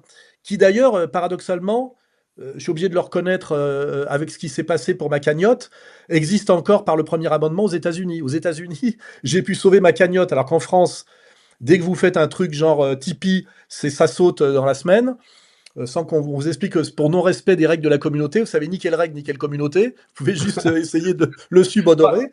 Mais aux États-Unis, sur malgré la communauté, tu peux peut-être avoir une idée de qui il s'agit. Oui, mais bon, on m'a dit de ne pas déraper là, donc je vais procéder par périphrase parce que tu sais, les algorithmes fonctionnent sur des mots clés, tu sais. Alors j'ai compris qu'il fallait, il fallait périphraser. Mais en tout cas, ce que je remarque aujourd'hui, c'est qu'un type comme Nick Fuentes peut dire 10 fois plus de choses que moi. Ah oui. Alors ça n'arrête pas les balles. Aux États-Unis, tu as le premier amendement, mais tu as quand même les opérations homo, si tu veux. Hein. Donc, mais chez nous, on est dans une dictature, et moi, ce que je constate depuis mon arrivée en Russie, c'est quand même une plus grande liberté d'expression. Voilà, je ne suis pas persécuté pour ce que je dis, même si d'ailleurs ça fait pas forcément s'enthousiasmer tout le monde. Hein. Il y a différents courants politiques ici, hein, c'est assez pluraliste, mais en tout cas, je ne suis pas immédiatement sanctionné, persécuté pour mon travail critique. Et donc voilà, pour aujourd'hui, si je veux prendre un parallèle en toute modestie, à un moment donné, De Gaulle est parti à Londres pour continuer un certain combat, et aujourd'hui, c'est pas à Londres qu'il faut aller, sans doute c'est à Moscou. Clairement. Il y a peut-être d'autres beaucoup endroits au monde, mais en tout cas, Moscou, c'est sûr que c'est un endroit dont, quand on est un patriote français et qu'on est attaché à des valeurs démocratiques dans lesquelles on a été élevé, eh ben, on est obligé de s'expatrier pour continuer à les exprimer. Et puis là, je crois qu'aujourd'hui, avec l'affaire de Gaza, avec l'affaire iranienne, avec la loi Yadan, je crois que tout le monde est obligé de comprendre ce qui se passe en France. Et moi, je suis ici pour pouvoir continuer à le dire, car je rappelle, je suis quelqu'un qui n'a jamais ni volé ni tué personne. Je suis multi-condamné à de la prison ferme et en France et en Suisse pour délit d'opinion. Hein. Alors qu'en plus, il y a bien marqué dans la Constitution qu'il n'y a pas de délit d'opinion, selon la loi. Mais on vous dit, ça, ce n'est pas une opinion, c'est un délit. Alors je dis, oui, mais c'est un délit de quoi? Un délit d'opinion. Enfin, je ne sais pas si tu vois la misère tautologique du raisonnement. Alain, il n'y a pas de délit d'opinion à partir du moment où tu dis la même chose que ce qu'on te dit de dire côté gouvernemental. Alors, on va passer à un autre prix de justesse. Xavier Moreau, toi aussi, tu as des délits d'opinion qui ont été condamnés dans ce... Lui, c'est même pas passé par le tribunal, c'est encore une autre forme, tu vois. Même Staline faisait des procès. Alors l'avantage, c'est qu'on va pas écraser les doigts et péter les dents avant de me condamner. Mais oui, effectivement, c'est... Toi, tu as une version rapide. Alors justement, comment on fait pour ne... Alors, on ne peut pas t'aider officiellement, mais comment on fait quand même? Alors, en fait, si vous voulez aider ma famille, ma femme a ouvert une cagnotte et on peut coder. Mais je suis en train de mettre en place un système qui sera légal pour que les gens puissent, qui me permettra de rémunérer mon équipe en fait, parce que il y a toute une équipe derrière Stratpol, je suis pas tout seul. Et aujourd'hui, il travaille depuis le 1er janvier, il travaille gratuitement. Donc, je suis en train de mettre en place un système qui devrait fonctionner d'ici 10 jours, j'espère. Voilà. Et puis donc surtout, je contre-attaque en me présentant aux élections locales, l'équivalent des élections municipales sur Moscou et Biélorussie. Et voilà, en faisant de la politique en fait, puisqu'ils sont venus me chercher, ils m'ont trouvé. Et donc moi j'ai l'avantage par rapport à Alain, c'est que j'ai pas perdu, je risque pas la prison pour l'instant, et j'ai pas perdu mes droits civiques, donc je peux me présenter. Donc je vais utiliser toutes les armes qui sont à ma disposition. Puis un jour ou l'autre, il faudra bien qu'ils aillent soit aller jusqu'au bout, soit finalement qu'ils me donnent raison. Et c'est pas mal, c'est plutôt sympathique pour un nationaliste de se battre pour le rétablissement de l'état de droit en France. La démocratie, en gros. Ouais, parce que finalement, on est des démocrates, hein, finalement. Ça nous va bien, la démocratie, nous. Ouais. En fait, on n'a pas peur. On est beaucoup plus démocrates. C'est pas nous qui faisons le débat. C'est pas nous qui refusons le débat. Exactement, c'est ce que j'allais dire. On est beaucoup plus démocrates que ceux qui nous gouvernent, très clairement. Messieurs, revenons donc sur notre émission. Xavier, tu as parlé tout à l'heure d'un thème important qui était effectivement, et Alain, tu l'as dit, la Russie des années 90, c'était un Far Est, un Eldorado pour tous les gangsters. Le travail de Vladimir Poutine, ça a été cette remise en place économique du pays, cette remise à l'international de la Russie dans le jeu diplomatique, une reconstruction de l'armée russe également. C'est ça la force de Poutine, c'est-à-dire comme un bon chef d'État, de restructurer son pays sur lui-même, à l'opposé de ce qu'on fait nous en France, où on externalise tout à la Chine et où on devient faible. En fait, faut voir que l'action de Vladimir Poutine dès 2000, elle va dans différentes directions. Donc, on a parlé de la mise au pas des oligarques. D'ailleurs, aujourd'hui, il n'y a plus d'oligarques, hein. Il y a plus de milliardaires qui ont du pouvoir. Il y a des milliardaires. Et par exemple, quand on a demandé à Vladimir Poutine en 2022, puisque tous ces gens qui n'avaient pas écouté Vladimir Poutine, qui avaient mis leur argent à Monaco ou à Nice ou en France, etc., ou ailleurs, ils se le sont tous fait bloquer. Et on a demandé, les yachts ont été bloqués, etc. Et on a demandé à Vladimir Poutine qu'est-ce qu'il en pensait. Il a dit s'ils avaient garé leur yacht à Sochi, ils l'auraient encore. Donc, les sanctions contre les milliardaires russes ont permis à Poutine d'obtenir ce qu'il n'avait pas obtenu. C'est-à-dire que les oligarques, enfin les anciens oligarques devenus seulement milliardaires, reviennent investir une partie de l'argent qu'ils avaient honnêtement volé dans les années 90 en Russie. Donc ça, c'était un effet. D'ailleurs, je pense mais si je peux me permettre, il y a forcément des conséquences ambiguës. C'est que ces gens qui se sont fait geler leurs avoirs en Occident aimeraient sans doute bien un jour les récupérer. Et donc, pour ça, la position politique assez intransigeante de Poutine les emmerde quand même. Et donc, on peut quand même penser que ces gens qui ont quand même toujours le pouvoir de l'argent peuvent espérer un jour un retour à une période où ils pouvaient effectivement jouir de leurs privilèges économiques à Paris, à Londres, etc. Et ça, c'est malheureusement, moi, ce qui me fait un peu peur, parce que parfois, c'est un peu peur, c'est qu'il y a quand même des types qui ont un gros pouvoir d'argent et qui sont quand même un peu, je dirais, qui attendent leur heure, où à un moment donné, ils pourront retourner aux années 90 dans leur esprit. Et même si Poutine, je pense, y pense sérieusement, hein, c'est un chef d'État, il y a quand même cette menace, puisque en fait, ces ex-oligarques qui n'ont plus le pouvoir politique, mais qui gardent un pouvoir économique, comme tu le sais, le pouvoir économique est à terme toujours un pouvoir politique. C'est le pouvoir de la corruption, c'est le pouvoir de l'argent. Comme disait Napoléon, la main qui donne est au-dessus de la main qui reçoit. Et ça peut être quand même une inquiétude qui amène à un sujet. Poutine a quoi, 72 ou 73 ans, qui est à peu près l'âge à laquelle est mort Joseph Staline. Qu'est-ce qui a été mis en place de pérenne pour empêcher que ces oligarques qui obéissent à Poutine parce qu'ils ont compris qu'il valait mieux obéir, c'est pas leur patriotisme qui fera qu'à un moment donné, ils continueront à obéir à Poutine quand Poutine ne sera plus là, s'il n'y a pas quelqu'un d'autre ou un groupe structuré pour les obliger à respecter ce principe qui est vous avez le droit de faire de l'argent, mais vous ne touchez pas à la politique. Il est très compliqué d'empêcher quelqu'un qui a de l'argent de faire de la politique. En France et en Europe, on a l'épopée Rothschild qui nous apprend qu'il faut énormément se méfier de ça. Rappelons-nous la phrase du fondateur de l'épopée Rothschild, donnez-moi le contrôle de la monnaie d'un pays et je me moque de savoir qui fait les lois. Et ça, c'est une question que je pose, c'est une question que beaucoup de gens se posent, c'est que deviendra le poutinisme après Poutine, comme qu'est devenu le gaullisme après De Gaulle, ça a amené jusqu'à Sarkozy à la fin, je rappelle, et que devient le bonapartisme sans Napoléon Bonaparte. Tu vois, je mets un peu les pieds dans le plat, mais moi, venant de l'extérieur, c'est un peu mon inquiétude, tu vois. On peut dire deux choses. La première chose, c'est que ce dont tu parles, c'était le pari des Occidentaux. C'est-à-dire, on va mettre des sanctions sur les milliardaires russes parce qu'ils s'imaginaient, comme en fait, c'est pour ça que c'est important les termes. Dans la presse occidentale, on parle toujours des oligarques. Alors que les oligarques qu'il y en a en Ukraine, des gens comme Kolomoïski, Akhmetov, Pinchuk, même s'ils se battent, ils partent de temps en temps en prison. Effectivement, le poids de l'oligarchie en Ukraine est extrêmement important. Mais en Russie, il n'y a plus que des milliardaires. Et donc, c'est ça la grande erreur des Occidentaux, c'est qu'ils ont mis des sanctions en se disant ça va être comme Paul Ier qui s'entendait trop bien avec Napoléon. C'est les commerçants de Saint-Pétersbourg qui sont venus le tuer. Parce que, en fait, eux, ce qu'ils voulaient, c'était faire du commerce à Saint-Pétersbourg avec la flotte britannique qui était le principal acteur. Et même quand il y avait des produits français à Saint-Pétersbourg, c'était transporté par la flotte britannique. Donc oui, ça, c'est tout à fait vrai. L'idée de mettre sous sanction, qui aujourd'hui nous apparaît stupide, mais vient d'une mauvaise analyse de la situation. C'est que sous Poutine, il y a des milliardaires, mais il n'y a pas d'oligarques. C'est-à-dire, dans le sens étymologique du terme, ils n'ont pas de pouvoir. En revanche, c'est vrai que on imagine que quelque part, ils rêvent de revenir au bon moment de la Yeltsin. Mais après, il faut regarder de qui s'entoure Vladimir Poutine. Quand on voit quelqu'un comme Belousov à la tête de l'armée, qui est un espèce de moine orthodoxe totalement dévoué à la patrie et à Dieu. On voit quelqu'un comme Michoustine qui numérise tout pour avoir tout sous contrôle, avec le moins possible de fonctionnaires pour éviter le plus possible la corruption.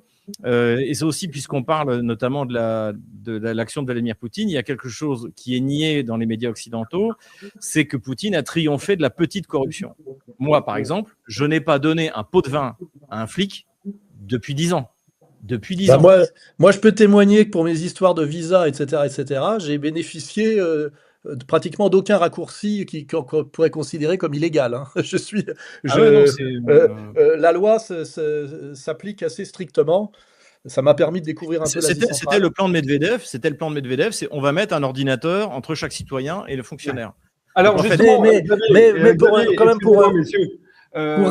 pour rester sur mon sujet, on reste quand même là dans ce qu'on nous décrit, dans un rapport de force entre l'armée et comment dirais-je, l'argent. L'armée et l'argent. On est dans un rapport de force entre l'armée et l'argent où pour l'instant l'armée a un pouvoir supérieur à l'argent. Moi, j'ai toujours peur que l'argent ait un pouvoir de corruption. Mais ça, c'est l'histoire de l'humanité, Alain. Bah oui, mais donc, j'espère, et c'est ça, non mais je dis, c'est les signes qu'il faut guetter dans les années à venir, c'est de voir si l'argent n'est pas en train d'acheter, par exemple, des militaires, tu vois, ou de... ce qui est intéressant... je vais répondre à ça. Ce qui est intéressant... Non, mais c'est intéressant parce que, Xavier, ce que raconte Alain, c'est exactement, finalement, l'événement, enfin, la folle journée du samedi, je ne sais plus quel jour c'était, où on a eu Prigojine qui est remonté sur Moscou avec un hubris, une folie, sans doute motivé par... Parce que c'est un homme des années 90 de Saint-Pétersbourg. C'est ce que raconte Alain, finalement. Mais cela dit, ce qui est intéressant par rapport aussi qu'on peut observer, donc j'ai cité quelques personnes qui entourent Vladimir Poutine et qui seront peut-être ses héritiers. Genre, si l'héritier de Vladimir Poutine, c'est Belousov, ça va triquer dur. Hein. Mais ce qu'il faut voir aussi, c'est qu'il y a des élections législatives dans quelques mois. Et le Russie Unie, donc, qui est le grand parti derrière Vladimir Poutine, fait la promotion des héros de guerre. Et Vladimir Poutine a décrit ce mouvement-là en disant que désormais, ceux qui devaient être les élus du peuple, c'est ceux qui avaient montré par leur courage sur la ligne de front qu'ils étaient dignes de ça. Donc il y a des... Mais je fais encore une remarque de quelqu'un qui est dans le métier.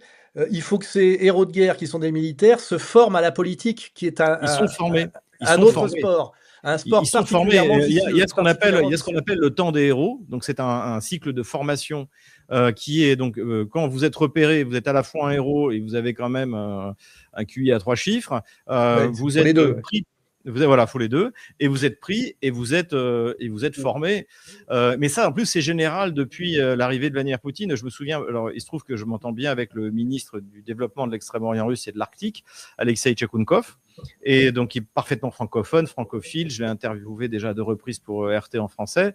Et donc, j'étais à Vladivostok et je lui disais, c'est pas facile de vous contacter, etc. Il me dit Xavier, en fait, j'ai pas le droit de te voir tant que j'ai pas vu le président parce qu'en fait, on est isolé pour pas le contaminer. Donc, il y a une espèce de paranoïa. C'est pour ça que d'ailleurs qu'il y avait une grande table entre Poutine et Macron parce que Macron avait refusé de se faire tester.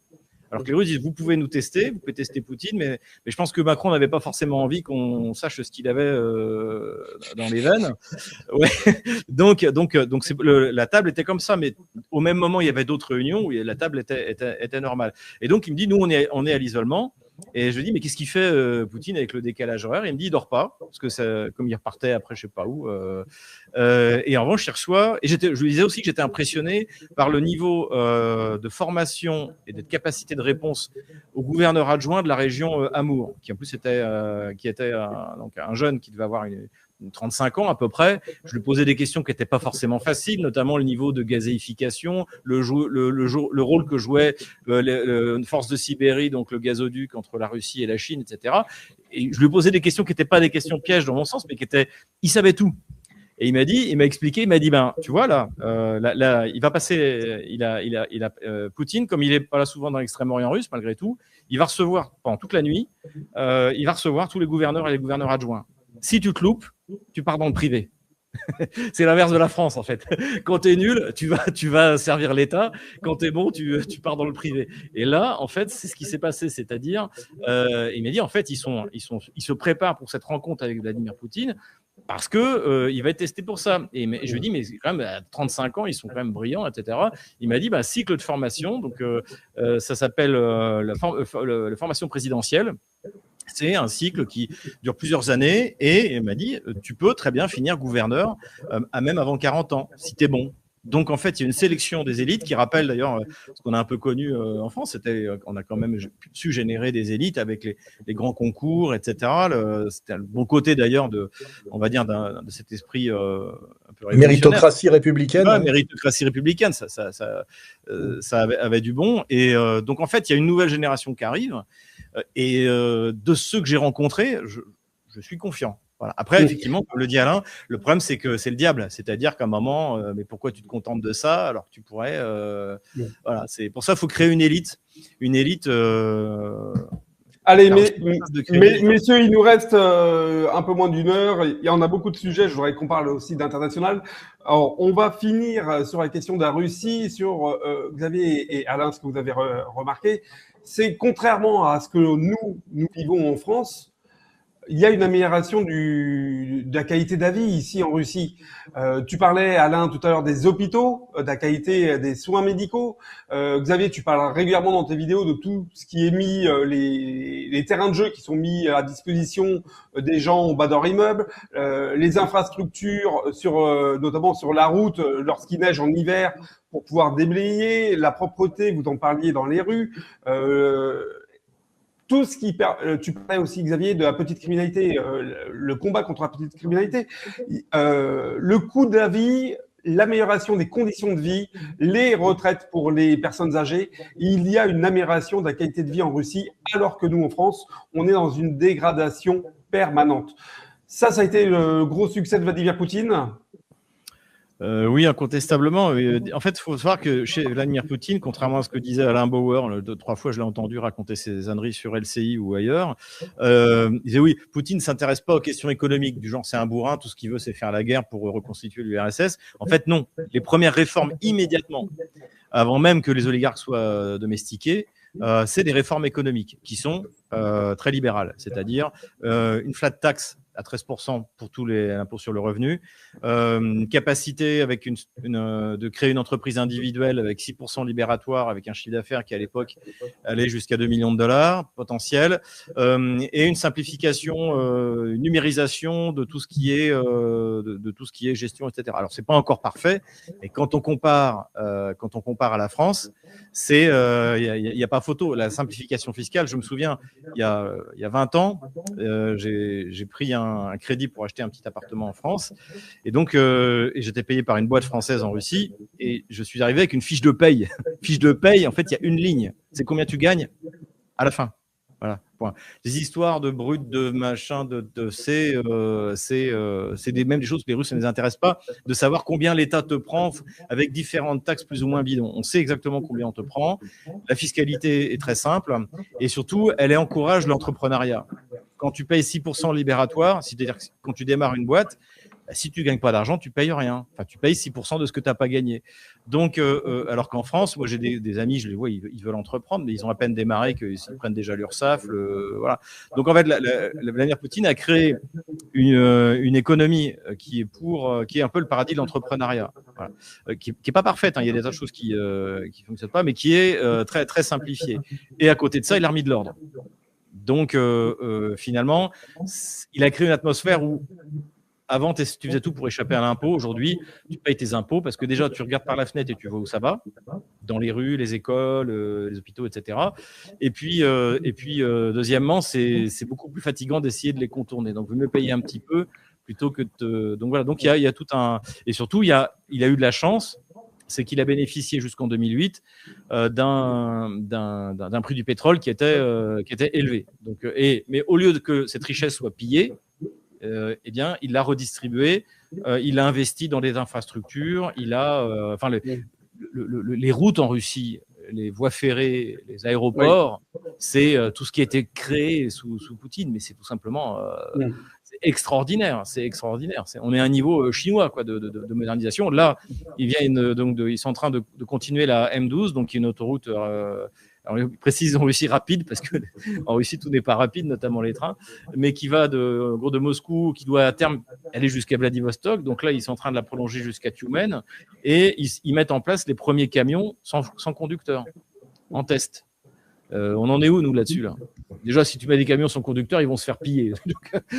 Donc, en Russie, à Moscou, tu vois des livreurs, comme en Chine, tu vois des livreurs des petits robots automatiques. Aux États-Unis, ils ont essayé. Immédiatement, le truc est renversé, pillé, détruit. Voilà, donc c'est un pays civilisé. Alain, j'aurais juste finir là-dessus. La première fois, enfin, c'était pas la première fois, mais je me souviens qu'il était venu en Russie un hiver il y a 2-3 ans, on s'était rencontrés, et tu avais fait cette remarque, et dit, on se croirait en Corse. Il y a une certaine, la société est apaisée, il y a une certaine de nonchalance, il n'y a pas de stress. Et moi, la première chose qui me frappe quand j'arrive à Paris, c'est t'es hyper stressé, les gens sont pas contents, il y a rien qui marche, tout le monde tire la gueule. C'est ici, il y a une certaine nonchalance, c'est vrai. C'est toi qui avais fait cette remarque, je me souviens. Oui, puis déjà tu vois pas de tag, ce qui est déjà pas mal. Il y a très peu de violence de rue, parce que je crois que ça doit être d'ailleurs assez réprimé. Hein. Il n'y a pas beaucoup de vols non plus. On est très étonné ici, tu sais. Il y a une règle, c'est comme c'est un pays froid et qu'il faut être très couvert. Quand tu rentres dans un restaurant, on n'admet pas que tu gardes ton manteau sur toi. Et tout le monde accroche ses affaires sur une patère. Et moi, le premier truc de français, c'est je vais prendre mon passeport, mon truc, mon machin, je vais tout mettre dans mes poches parce que sinon, je vais rien retrouver.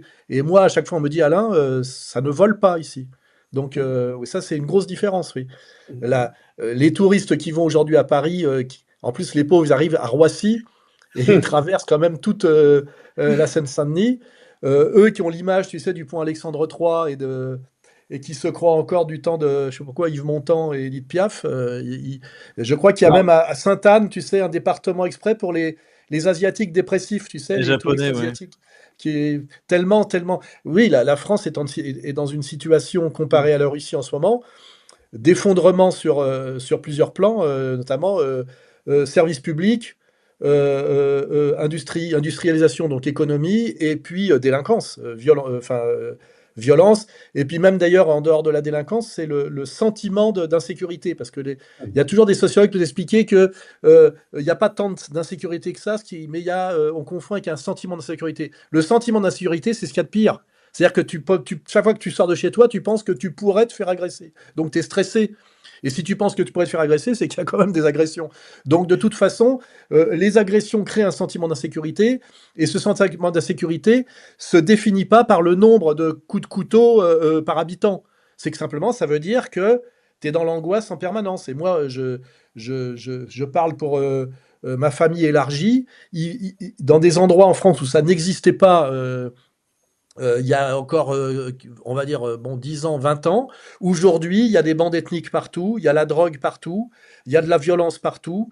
On assiste à des règlements de compte, aux armes à feu avec des mineurs, etc., etc. Même dans des coins assez reculés, hein, pas seulement dans la banlieue de Paris, Lyon, Marseille. Hein. Et ça, c'est quand même une situation où la Russie et la France se sont totalement croisées et inversées. Hein. On se rapproche des années 90 russes, nous en France, au niveau du climat. Bon, c'est pas les mêmes gabarits, mais il est certain que la France aujourd'hui ne peut donner de leçons à personne au monde sur tous ces critères, à part la qualité de la bouffe, ou si on paye, il y a encore ce que je dis, c'est-à-dire LVMH et Top Chef. Les deux secteurs où on est encore performants, et c'est pas très encourageant, parce que c'est des trucs de pays esclaves d'une certaine manière. Ouais, c'est le luxe, donc les putes, et les métiers de service pour les touristes qui ont les moyens, c'est-à-dire le culinaire. C'est quand même pas des signes de pays dominants. Hein. En général, c'est le principe des pays colonisés. Les Algériens sont assez sensibles à ce sujet quand on les compare aux Marocains.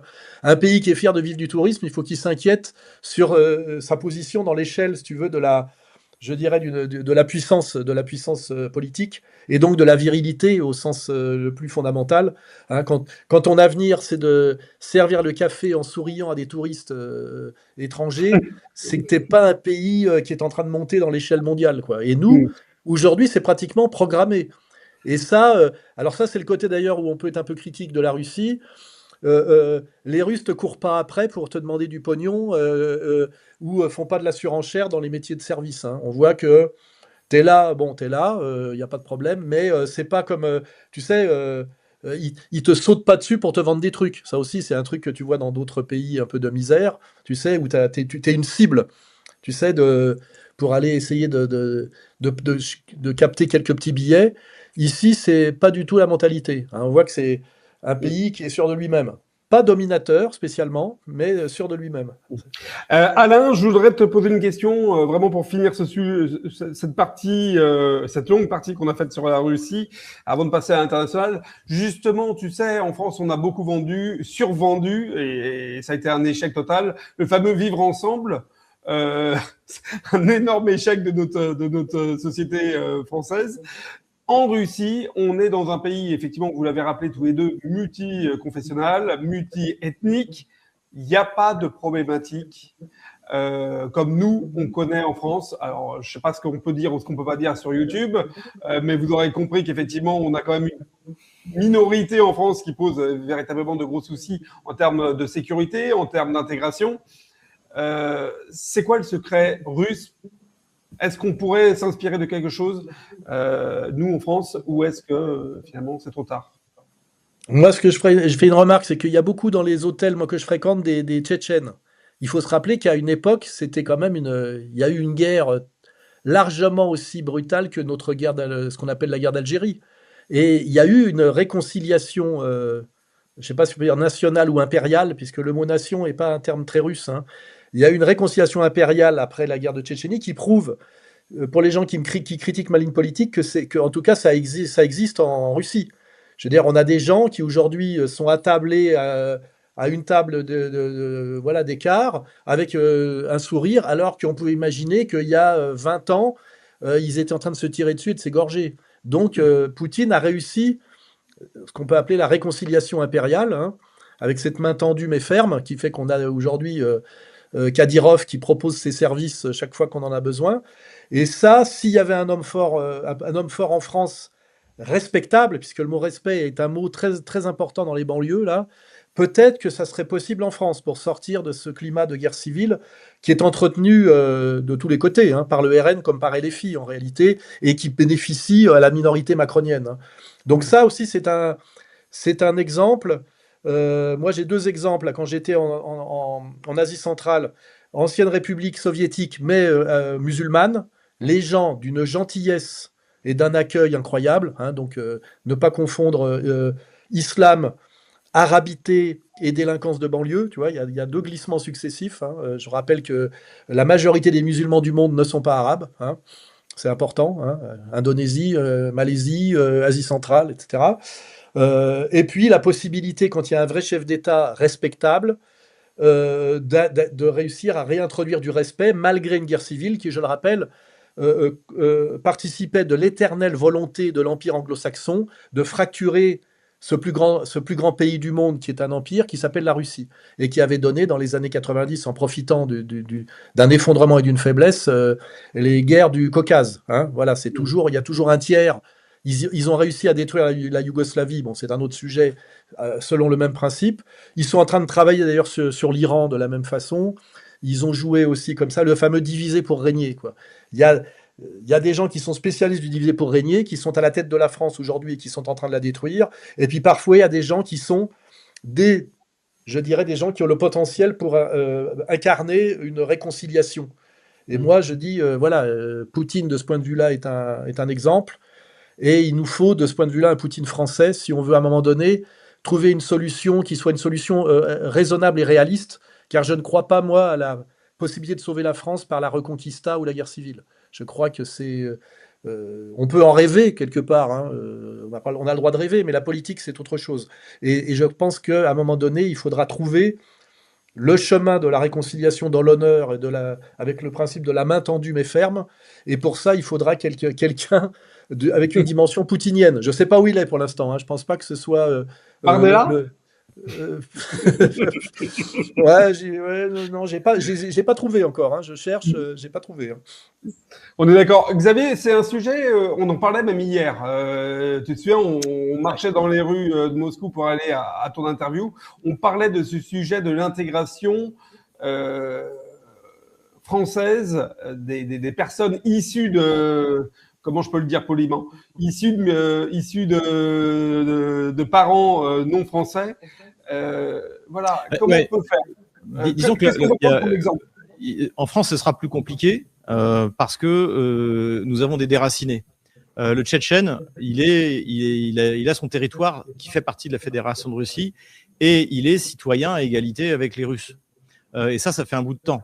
Et donc, c'est pas nous. En fait, le problème, c'est que quand on a colonisé, notamment l'Algérie, on a donné la citoyenneté aux Juifs, mais pas aux Arabes. Donc, il y a évidemment, ça a laissé un ressentiment, une hostilité vis-à-vis de. On le voit d'ailleurs parmi les pays arabes, ceux qui sont les plus hostiles à Israël. C'est les Algériens sont dans le top 3, quoi.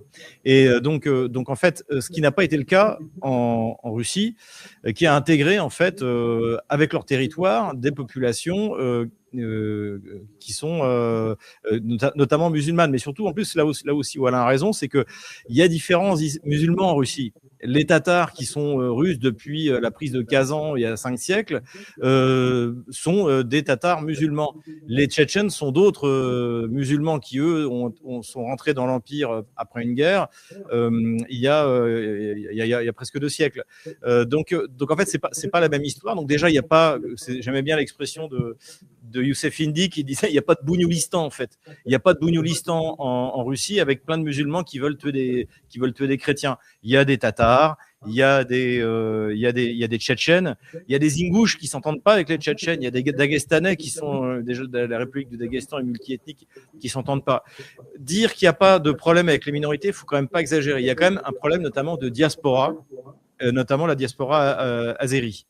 D'ailleurs, que les Russes ont réglé assez brutalement l'année dernière, parce que là aussi, il y a du ressentiment, alors que pourtant, c'est les Soviétiques qui ont créé l'Azerbaïdjan. Il n'y avait pas d'Azerbaïdjan avant l'Union soviétique.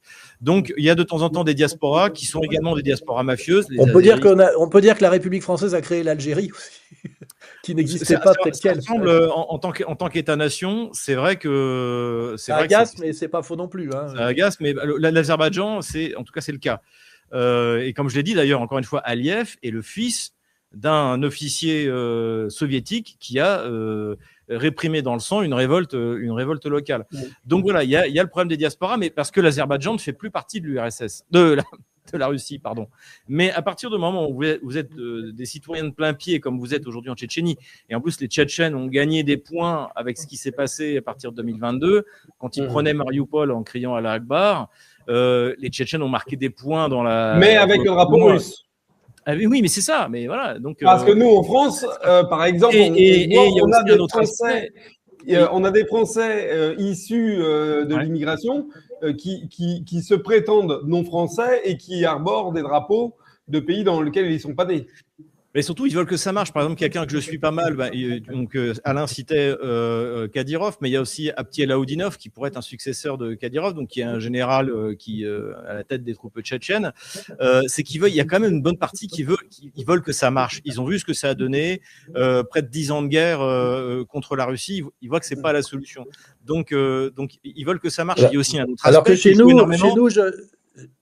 on a à la tête du pays des gens qui se maintiennent parce que ça ne marche pas et ne peuvent se maintenir qu'en produisant du dysfonctionnement. C'est ça le problème aujourd'hui, c'est que ça ne peut pas s'arranger tant que ces gens-là qui sont, on va dire, minoritaires et illégitimes et qui fonctionnent systématiquement sur le diviser pour régner et qui ont une culture millénaire du diviser pour régner.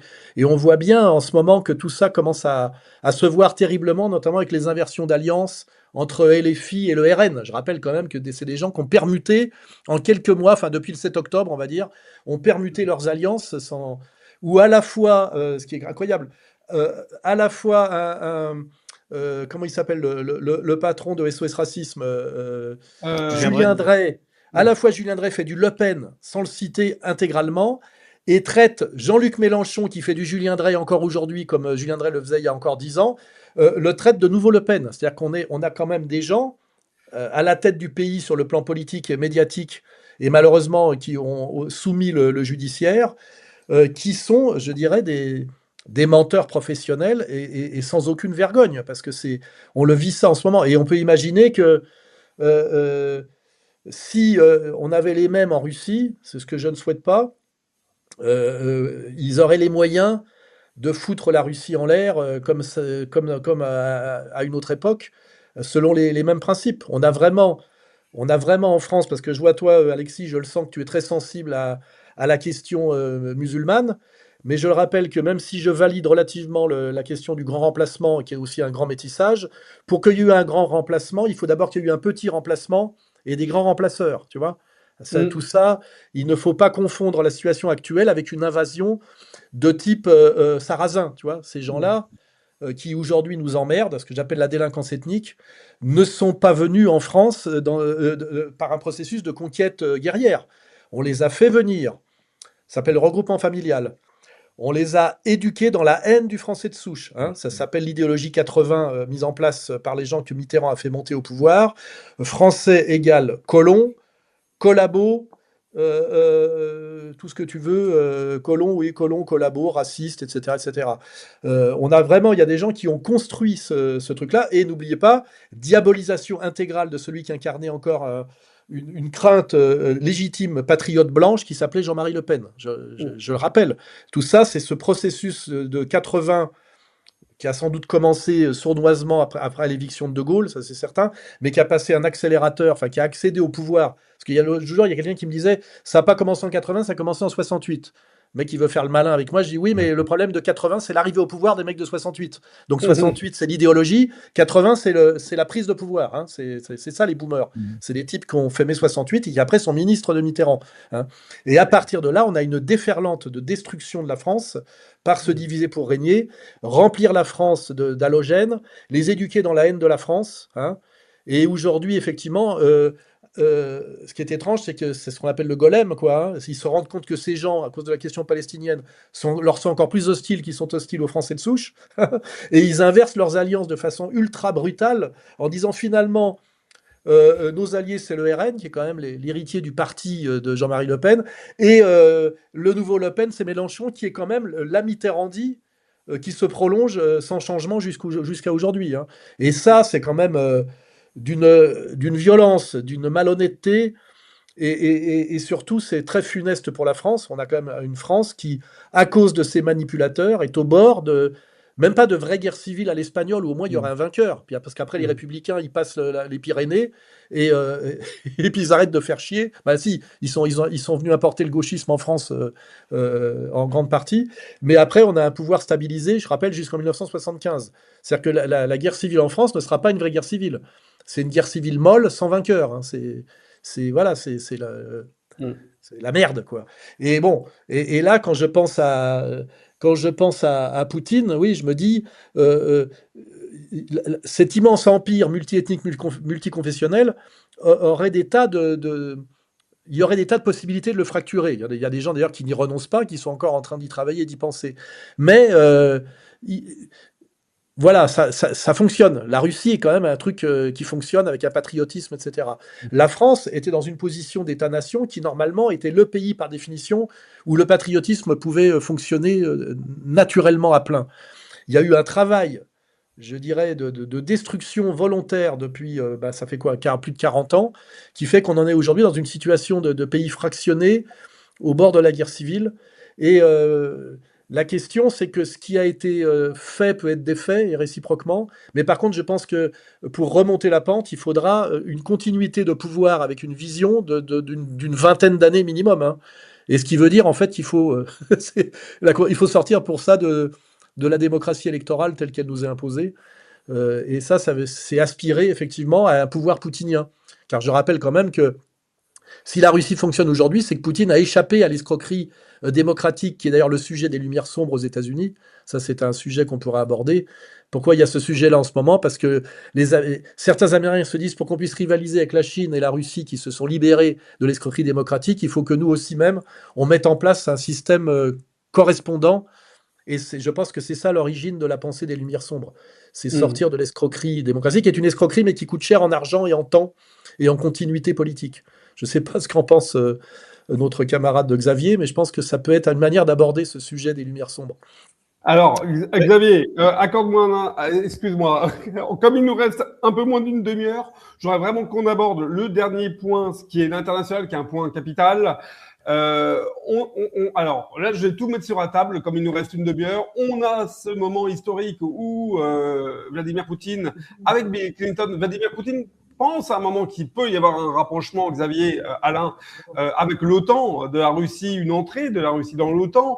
On a cet autre moment, en fait, qui sont les 70 ans, la commémoration des 70 ans du débarquement, où on voit un Poutine qui est devenu un acteur incontournable à l'international. La Russie est redevenue l'acteur majeur avec les États-Unis, avec la Chine. On a ensuite une fracture qui s'opère véritablement, qui va s'opérer sur ces années 2000 et avec le Maïdan. Et cette guerre que mène l'OTAN à la Russie sur le territoire ukrainien. On le voit à ce moment-là, Xavier, Vladimir Poutine, notamment dans ce discours de Vaidai, qui est un discours extrêmement fort, Vladimir Poutine décrit l'Occident comme un État dépravé, comme un État amoral. Et il y a... Tu sautes une étape qui est importante. Poutine, pendant 20 ans, a frappé à la porte de l'Europe et de l'Occident avec une offre généreuse de collaboration. Parce que ça, aujourd'hui, c'est occulté. C'est parce que en fait, il a remonté la Russie qu'on lui a mis la porte dans la gueule. En réalité, il a fini par se tourner vers la Chine parce que effectivement, les Occidentaux n'ont fait que refuser ses propositions, l'humilier, lui mentir avec Minsk, etc. Et donc, la situation dans laquelle est la Russie aujourd'hui n'est pas de la volonté de la Russie. Tout vient en réalité du camp occidental. On est bien d'accord, Xavier, est-ce que véritablement il n'y a pas un amour déchu entre l'Occident et la Russie et une fracture peut-être irréversible à partir du Maïdan? Non, il n'y a rien d'irréversible. Il y a plusieurs choses. Déjà, oui, la volonté de s'unir. Alors, je dirais plus à l'Europe d'ailleurs qu'aux États-Unis. Elle date de l'époque de Gorbatchev. C'était le fameux thème de la maison commune européenne qui a rencontré un certain écho, y compris chez François Mitterrand, mais qui avait peu de chances d'aboutir, puisque les États-Unis étaient la grande puissance dominatrice. Les Russes ont essayé de se rapprocher. Mais pour moi, la rupture, en fait, c'est les bombardements de la Serbie. Et d'ailleurs, il faut écouter dans ce cadre-là des déclarations à ce sujet de Vladimir Poutine, notamment dans l'interview qu'il a donnée à Tucker Carlson. C'est-à-dire que tout d'un coup, ils s'aperçoivent qu'il n'y aura aucune négociation possible et sérieuse avec l'OTAN, que l'OTAN ne va pas être dissoute alors que la menace, elle, a disparu, et que, voilà, simplement, quand ça arrive en 99, donc le Premier ministre, c'est Primakov. Juste après lui, Poutine arrive et la Russie est faible économiquement et ruinée. Donc en fait, pendant 7 ans, on n'entend pas trop la Russie parce que, elle est pauvre et que Poutine, encore une fois, c'est un alpha. Donc quand c'est pas Jean-Noël Barrot et Emmanuel Macron, c'est-à-dire que quand tu es faible, tu la fermes. Tu attends d'être fort pour pouvoir la ramener. Tu t'entraînes. Et donc c'est ce qui se passe pendant 7 ans. Vladimir Poutine ne dit rien quand il y a la première révolution colorée en 2003 en Géorgie. Il dit rien quand il y a la deuxième révolution colorée en Ukraine en 2004. Finalement, il y a ce moment où, à partir de 2007, où la Russie a retrouvé une certaine taille critique qui lui permet qui permet à Vladimir Poutine de prendre la parole, et il espère qu'il va être entendu. Malheureusement, ce ne sera pas le cas. C'est le fameux discours de Munich en 2007. Et malheureusement, ce ne sera pas le cas. Ça donne l'année suivante la tentative d'épuration ethnique de l'Ossétie du Sud par la Géorgie, qui échoue. C'est la guerre des 6 jours. Les Russes détruisent l'armée géorgienne. Et donc, on peut dire que c'est le début on va dire, du retour de la Russie dans son espace, dans ce qu'ils appellent son étranger proche. Malheureusement, la guerre des 6 jours n'est pas une leçon qui a été reçue par les Occidentaux, qui refont en 2014 Maïdan, et donc, et à partir de là, effectivement, la rupture est consommée. Et aujourd'hui, on a un paradoxe, c'est que finalement, il y a une volonté côté américain, malgré tout, depuis les accords d'Anchorage, de trouver une solution avec la Russie. Et ceux qui empêchent ce rapprochement, ce sont ceux qui bénéficieraient le plus d'une paix en Ukraine, qui pourraient de nouveau compter sur une énergie pas chère, un marché énorme en Europe, une pénétrante vers l'Asie, etc., etc. Donc le problème, c'est que face aux Russes, il y a une idéologie, l'idéologie néoconservatrice. Il y a des lobbies très forts, des lobbies d'armement notamment, qui font que... et puis, il y a cette peur, notamment qu'on voit très bien du côté de l'Angleterre, qui joue un rôle, notamment Johnson en 2022, qui joue un rôle fondamental. Il y a cette peur de voir ce qui arrivera tôt ou tard, c'est-à-dire que la Russie dominera l'Europe. Mais elle ne la dominera pas militairement, elle la dominera parce que c'est la première démographie, c'est la première, elle a toutes les ressources, et en plus, c'est un pays qui est bien dirigé, au contraire de la plupart des pays européens. Donc, oui, puis aussi à l'époque où se recrutaient les élites... Les futures élites politiques au niveau des universités, il n'y avait plus le marché russe puisque la Russie s'était effondrée et les Américains ont tout ramassé, ce qu'on appelle les Young Global Leaders.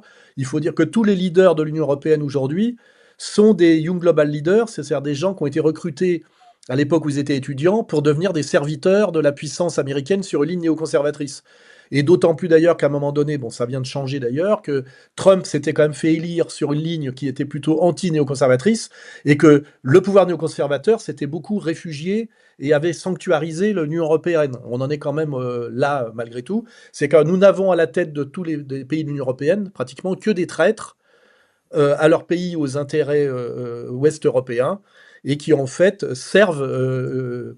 les intérêts américains dans une logique impériale néoconservatrice, parce que logique d'ailleurs à laquelle vient de réadhérer malheureusement Trump. C'est ce qu'il faut comprendre avec la guerre d'Iran, c'est que la guerre d'Iran ne se comprend pas sur un retour à la doctrine Monroe, mais se comprend sur un espèce de dernier barou d'honneur de l'impérialisme maritime néoconservateur qui ne veut pas entériner le nouveau rapport de force économique par en fait, ce qui leur reste comme carte dans ce jeu, qui est la surenchère militaire. Ce qui veut dire que ça risque peut-être de mal finir, mais en attendant que ça finisse mal, c'est très dangereux pour tout le monde. Voilà. Bon, là, je suis un peu sorti du sujet, mais à chaque fois, de toute façon, tous les sujets sont liés, quoi. Xavier, Alain, la question que l'on voit peut-être avec cette vidéo, c'est que cette Russie qui à un moment était vraiment proche de l'Europe, de l'Union européenne notamment, qui était proche de l'OTAN, ça ne s'est jamais fait. Or, aujourd'hui, on voit qu'il y a cette fusion entre les grands gouvernants des pays des BRICS, de l'Inde, du Brésil, de l'Afrique du Sud, désormais de l'Iran, des Émirats arabes unis, en fait de tous ces pays, ce qu'on appelle vulgairement du Sud global. Dont fusion, tu vas un peu fort. Hein. Oui, alors quand tu vois le double jeu que joue l'Inde.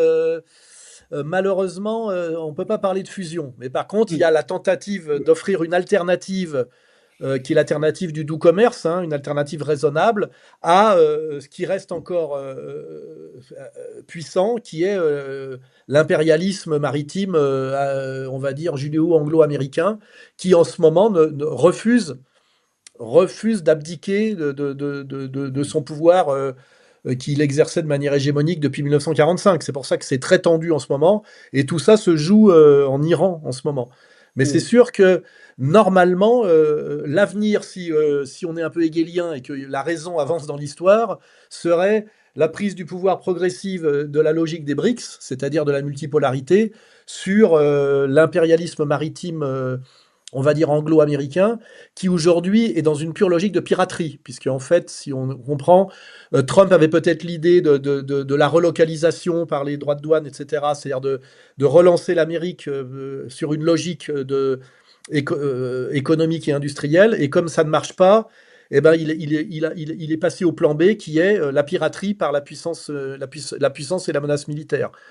Là-dessus, je crois que c'est l'analyse de Todd, d'ailleurs, et ça, évidemment, nous fait fait tomber le monde dans quelque chose de très aventureux et de très dangereux, qui, je le rappelle, ne vient pas du tout de la Russie, une fois de plus. Je veux dire, le danger du monde aujourd'hui vient d'Israël et des États-Unis, et la Chine comme la Russie sont objectivement des acteurs raisonnables dans ce jeu.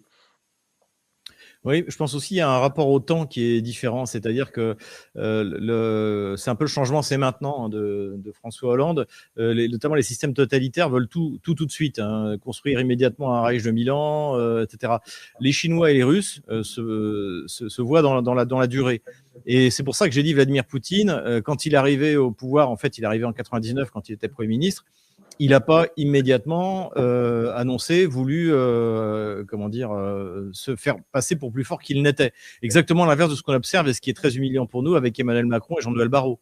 C'est-à-dire qu'ils passent leur journée à mettre des ultimatums, à menacer, alors que la France est un pays pauvre, que l'armée française est l'ombre d'elle-même et que le complexe militaro-industriel produit des prototypes. Donc, encore une fois, Poutine a attendu le moment. La Chine, en 1999, quand son ambassade à Belgrade est détruite, réagit à peine, mais elle garde ça dans un coin de la tête. Et ce qui se passe entre 99 et nos jours, c'est qu'en gros, le PIB de la Chine a pris 1000 milliards de dollars par an. En parité de pouvoir d'achat, la Chine est déjà largement devant les États-Unis. Et donc, si Trump s'est imaginé, et encore une fois, c'est là où on voit ce problème du rapport au temps des systèmes à bout de souffle, si Trump s'imaginait qu'en 4 ans, il allait pouvoir rattraper le retard que les États-Unis ont pris industriellement sur la Chine, c'est absolument pas réaliste. Notamment, moi, j'ai travaillé, j'en ai encore parlé il n'y a pas très longtemps, sur la dépendance du complexe militaro-industriel américain des ressources chinoises, non seulement des terres rares, non seulement des minerais rares, mais également de sous-ensembles que les Chinois sont les seuls capables de produire en masse, donc à un taux raisonnable. S'ils s'imaginaient que par une menace, ça allait marcher, évidemment que ça n'a pas marché. La première grosse défaite de Trump, elle a lieu il y a 1 an, quand les Chinois le soumettent. Les Chinois ils disent, bon, est-ce que c'est comme ça ?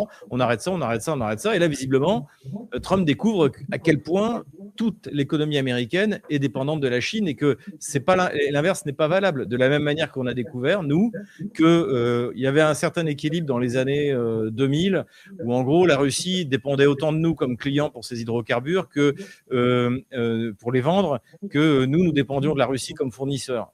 Et finalement, la Russie se passe parfaitement bien de nous comme clients. On est des mauvais clients en plus, puisqu'on a des caprices, on ne respecte pas les contrats, il y a sans arrêt des forces majeures, etc. Et donc voilà, et je pense que c'est ce qu'est en train de découvrir Trump, c'est-à-dire que c'est ce qu'il a découvert, c'est-à-dire qu'en fait, finalement, le premier adversaire, il ne pourrait pas l'avoir parce qu'on ne réindustrialise pas comme ça un pays. Ah oui, c'est pour ça qu'il passe à la piraterie, c'est-à-dire. C'est ça. Je voulais abonder dans ton sens. Finalement, on se dit, puisque c'est comme ça, je vais prendre le pétrole vénézuélien. Bon, résultat, on est, je crois, 4 mois maintenant après l'opération Venezuela. Les Chinois.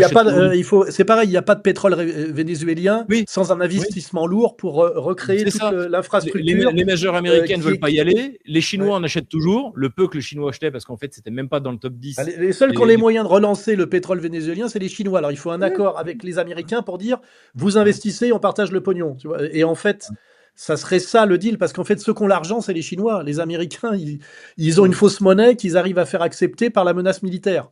C'est encore la seule légitimité de la puissance militaire américaine, qui, je rappelle, coûte beaucoup d'argent, c'est que ça permet derrière de continuer à imposer cette monnaie de réserve qu'est le dollar. Mais on voit bien que c'est en bout de course. Et ce qui se passe en Iran en ce moment est en train d'avoir des dégâts terribles, puisque tous les pays du Golfe sont en train de se rendre compte qu'il faut qu'ils se débarrassent de la fausse protection américaine qui en réalité les met en danger. C'est pour ça que, en fait, il ne faut pas oublier que Trump est à la fois...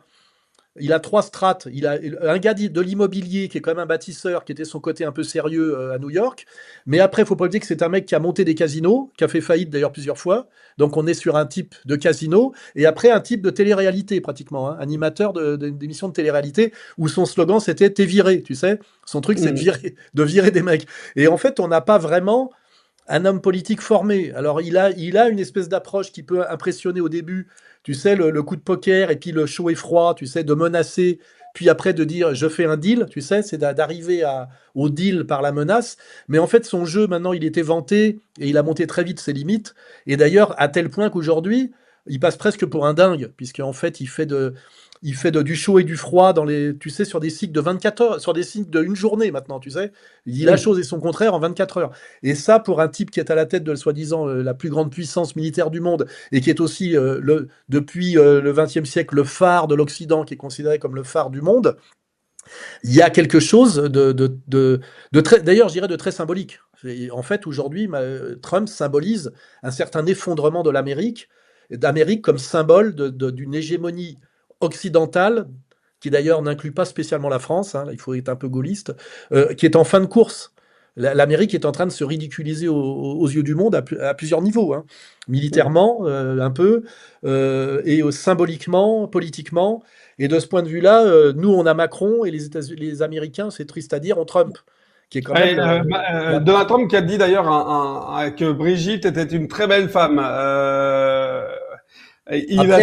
Après avoir encouragé Candace Owen à relayer le travail. Oui, et là, il a dit que Candace Owen était complètement folle et démente, qu'elle racontait n'importe quoi, que Brigitte Macron était une femme magnifique. Alors bon, je sais que. Mais ça, tu sais, c'est le. Les goûts, mais quand même.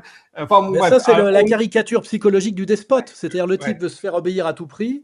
Il a quand même un certain pouvoir et il est dans l'abus de pouvoir permanent, avec un effet catastrophique, alors qu'on voit par exemple en ce moment, je vois des commentaires qui disent « les Chinois et les Russes ne font rien pour l'Iran ». Je dis oui, parce que pour vous, faire quelque chose, c'est faire du Trump ou du Macron.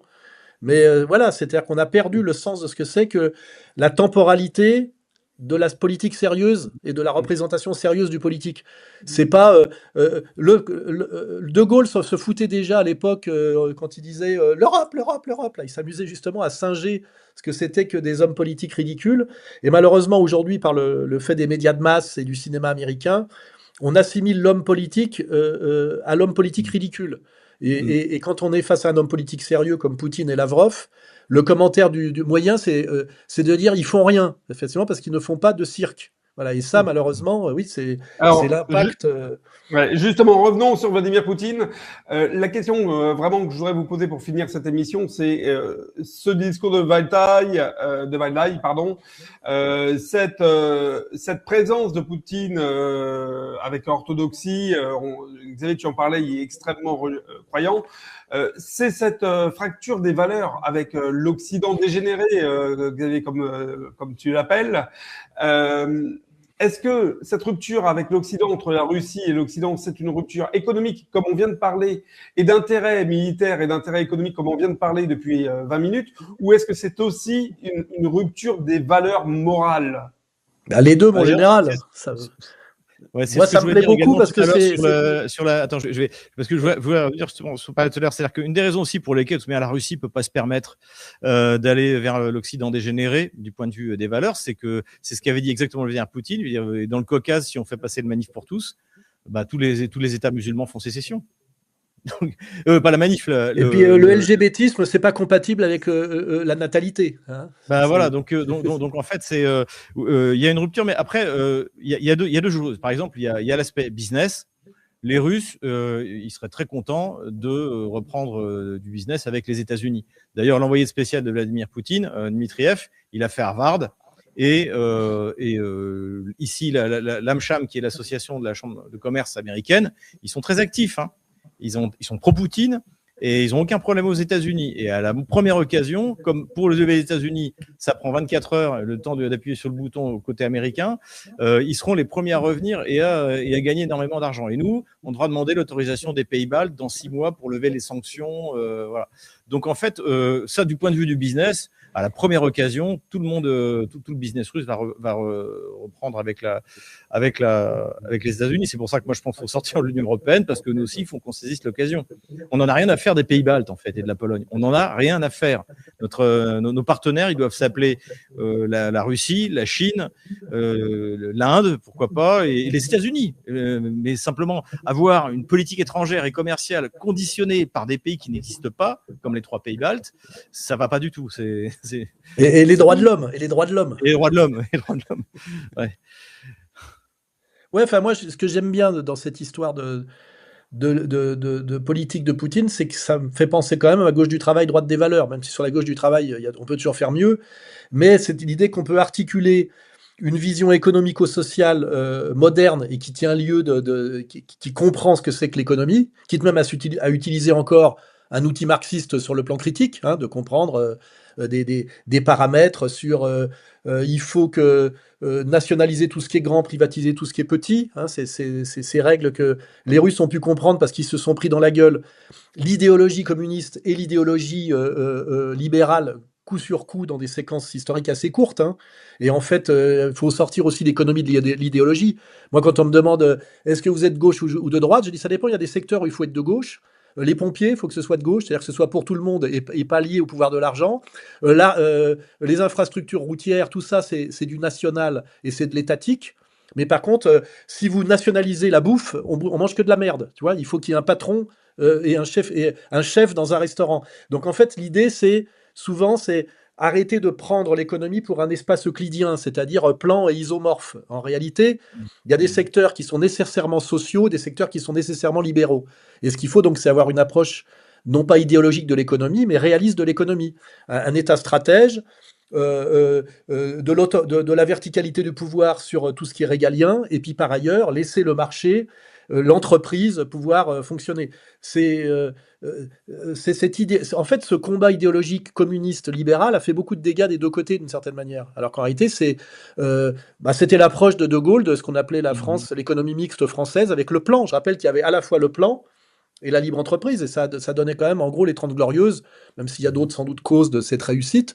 Mais c'était à un moment donné sortir l'économie de l'idéologie et réfléchir à ce que demande secteur par secteur. Hein. Et ce que j'aime bien dans la Russie, justement, c'est on peut articuler une certaine modernité économique, technologique, etc.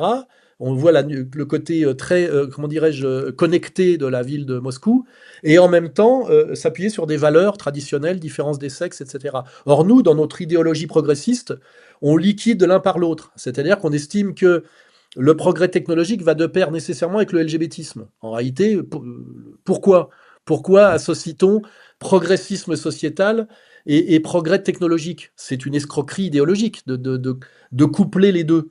Et même d'ailleurs, ça devient rapidement une aberration. Mais nous, on est dans ce piège-là. On est dans le progressisme abstrait, ce que j'appelle d'ailleurs l'égalitarisme fou dans mon dernier livre. Et ce que j'aime bien chez Poutine, c'est qu'on voit qu'on peut articuler la volonté d'une modernité technique, technologique, et en même temps s'appuyer sur des valeurs traditionnelles, notamment respect de la différence des sexes, le couple qui fait les enfants, la question qu'une société ne peut pas être pérenne s'il y a plus de vieux que de jeunes, pour des tas de raisons, hein, même simplement la question des retraites. Et ça, c'est un chantier intéressant pour justement combattre les idéologues de la radicalité intégrale, d'ailleurs qu'elle soit d'un côté ou de l'autre, parce que la radicalité libérale produit la radicalité, je dirais, sociale, entre guillemets, ou ce que tu appelles toi de la gauche, tu vois. Une certaine droite abstraite produit une gauche abstraite et réciproquement. En réalité, il faut aller vers le réalisme imposé par le terrain. Et ça, en Russie, on peut dire qu'il y a cette idéologie de synthèse, d'une certaine manière, qui est liée à leur histoire du XXe siècle. Hein. C'est qu'ils ont vu la catastrophe du communisme comme religion, d'une certaine manière, ce que ça a produit, c'est-à-dire une usine à produire des mégots. C'est-à-dire qu'à la fin, le problème, c'est on a l'homme soviétique, mais on a des magasins vides. Hein. Et puis de l'autre côté, nous, on a fait cette propagande inverse, tu sais, que le monde libre, c'est le monde du libéralisme économique, tu sais, cette association perverse, liberté égale libéral, etc., qui donne, aujourd'hui, je suis désolé de le dire, ce qu'on voit dans les grandes villes américaines, avec des hordes de zombies, en état de mort potentiel à l'oxycontine, à cause de la rapacité, je rappelle, de Big Pharma. Donc, toujours cette idée quelque part de troisième voie. Et ce qui est bien, c'est que on oublie aujourd'hui, quand on associe systématiquement Poutine à Hitler ou à Staline, c'est que aujourd'hui, l'opposition dans le monde n'est pas liée à une opposition capitaliste-socialiste. Hein. On est libéral partout, en réalité. Enfin, on est dans le marché partout. Après, les ajustements se font justement sur le sociétal. Respect de la différence des sexes, comment dirais-je, pouvoir régalien sur certains secteurs, voilà, les dangers du tout marché, etc., etc. Et ça, le laboratoire russe est intéressant de ce point de vue-là. Tu as raison, Alain, Xavier, tu connais très bien le quartier. C'est cette particularité, cette dualité de la Russie qui est matérialisée à Moscou dans le quartier Biélorusskaya. C'est un quartier d'affaires, donc avec des bâtiments de verre, et au milieu de ces bâtiments de verre, il y a cette petite église orthodoxe qui est vraiment d'une beauté absolue, et ça donne un contraste entre la modernité de la Russie et en même temps ce respect des traditions, des valeurs. Voilà. Bon, Xavier, je ne sais pas si tu veux dire un mot de la fin pour clôturer cette belle émission. Avant que je vous pose la question, est-ce qu'on peut transposer le modèle Poutine à la France? Bah, je crois que ça existait sous De Gaulle. Hein. Ouais. Oui, enfin, on n'y est plus.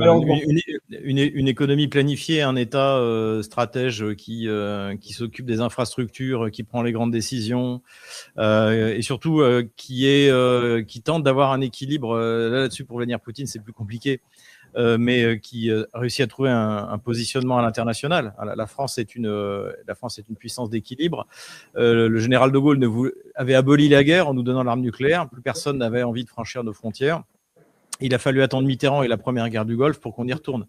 Mais en fait, on a connu une période de paix prolongée. On s'est débarrassé de nos colonies qui nous ruinaient. On s'est doté de l'arme nucléaire. Et je pense d'ailleurs, en fait, c'est aussi ce qui provoque l'hystérie chez les ennemis de la Russie, qu'on peut en trouver en Angleterre ou en Allemagne, c'est que tout le monde sait bien qu'après la guerre en Ukraine, la Russie ne pourra plus être entraînée dans aucune guerre. La Russie a fait la guerre en Ukraine. C'est pour ça qu'ils veulent pas que cette guerre s'arrête. C'est ça qui est tragique. Hein. C'est ça, parce qu'en fait, la Russie est allée en Ukraine parce qu'il y a des Russes à sauver. Voilà, c'est tout ça, c'est aussi simple que ça. Et une fois que cette guerre sera terminée, eh bien, la Russie rentrera dans une immense période de paix parce qu'elle aussi, elle s'est débarrassée de ces populations qui lui coûtaient cher. C'est ce que disait Karaganov d'ailleurs, qui lui coûtaient cher et finalement qui n'étaient pas russes. Et ça s'est plutôt bien passé, comme le soulignait Alain, qui vient de le constater à Douchambé. Donc la Russie, c'est une ère de paix qui l'attend. Et c'est pour cela, là je suis tout à fait d'accord avec Alain, hein, c'est qu'ils vont tout faire pour que cette guerre dure le plus longtemps possible, parce qu'en plus, pour eux, l'Ukraine, c'est une plateforme de tir. Bien sûr que c'est l'Angleterre qui va couler les bateaux, les tankers en mer Noire. Bien sûr que c'est l'Angleterre qui organise les survols des pays baltes et de la Finlande par les drones pour taper les ports russes. Mais une fois que la guerre en Ukraine sera terminée, ce sera plus possible de faire ça. Donc, et c'est ça qui est en train de se jouer. Je pense que la Russie est plutôt sur la bonne route par rapport à cette victoire qui ouvrira une nouvelle ère de paix, encore une fois, non seulement en Russie, mais j'espère aussi en Europe. Xavier, Alain, on va finir chacun avec vos livres. Alors Xavier, on va commencer par toi. Ton dernier livre, je l'ai affiché à l'écran, Pourquoi la Russie a gagné. Alors tu en as écrit beaucoup, alors tu vois, voilà. Tu travailles d'ailleurs notamment sur un prochain livre. Hein. Oui, mais en fait, avec ce qui m'est arrivé le 15 décembre dernier, j'ai un petit peu de retard. Donc, mais c'est vrai que je continue à travailler régulièrement sur la relation russe. Mais en fait, quand vous n'êtes même pas certain de pouvoir éditer votre bouquin, de toucher les droits d'auteur, puisque aujourd'hui tous les droits d'auteur sont bloqués en France. Les éditions du Rocher, les très courageux éditions du Rocher, m'ont envoyé une lettre recommandée pour me dire qu'ils cessaient de commercialiser Ukraine. Pourquoi la France s'est trompée en 2015. Donc voilà, j'ai d'autres priorités. Tu peux passer chez Contre-Culture, hein, ça peut être une solution. Hein. On a une certaine force de vente, hein, quand même. Je le constate. Voilà. Et alors justement, on va passer du côté d'Alain. Alain, toi, ton dernier livre, voilà, je l'affiche à l'écran, Plus con tu meurs, Texticule 2. Ce sont des petits textes. Oui, ce que j'ai écrit pendant 40 jours où j'étais sous bracelet, qui est un chiffre très symbolique, 40 jours. Et puis sinon, oui, je veux rappeler mon œuvre, parce que souvent on me limite à mes punchlines, Vers la féminisation, qui est quand même un livre que je qualifierais de prophétique. Comprendre l'Empire, qui en est un aussi, je rappelle 2011, hein, Demain la gouvernance globale ou la révolte des nations. Comprendre l'époque, pourquoi l'égalité, où j'explique que ce n'est pas une apologie de l'égalité, j'explique d'où est venu ce processus égalitaire, très français d'ailleurs, et ses contradictions internes. Hein, voilà. Et puis le dernier, effectivement, Plus con tu meurs, qui sont des textes amusants, parfois profonds, parfois légers, et qui exprime, comment dirais-je, mon humeur par rapport à ce que je déplore, c'est-à-dire notamment enfin, l'effondrement de la France et derrière elle l'effondrement de ce que j'appelle pas l'Occident, mais c'est-à-dire de l'effondrement de ce qui était, enfin de moi ce qui me hante totalement, le génie de l'Europe, quoi. Et ça, c'est triste qu'on soit obligé de se réfugier en Russie pour continuer à incarner ce qu'on exprime même être l'esprit européen. Enfin, c'est à la fois mon combat, mais ma souffrance aussi, hein. C'est douloureux, hein. C'est une vraie douleur, mais ceci étant, rappelons que du départ à Londres du général de Gaulle est arrivé une période aussi dorée pour le renouveau d'autres pays.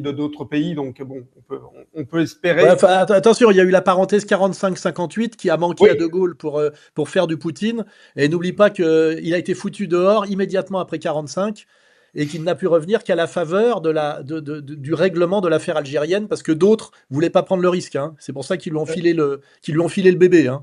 Donc c'est une des grandes tristesses, c'est que 58-67, De Gaulle n'a pas eu le temps de faire Poutine, parce que pour ça, il aurait fallu qu'il ne soit pas à colomber les deux églises entre 45 et 58. Et c'est peut-être, si on a du recul sur l'histoire de France, la grande tragédie du gaullisme, c'est ça. C'est qu'il a eu, quand il est revenu déjà en 58, il y avait déjà Bob Dylan qui hantait l'âme des jeunes et qu'il n'était plus compréhensible par la jeunesse. Poutine est arrivé au pouvoir à 48 ans.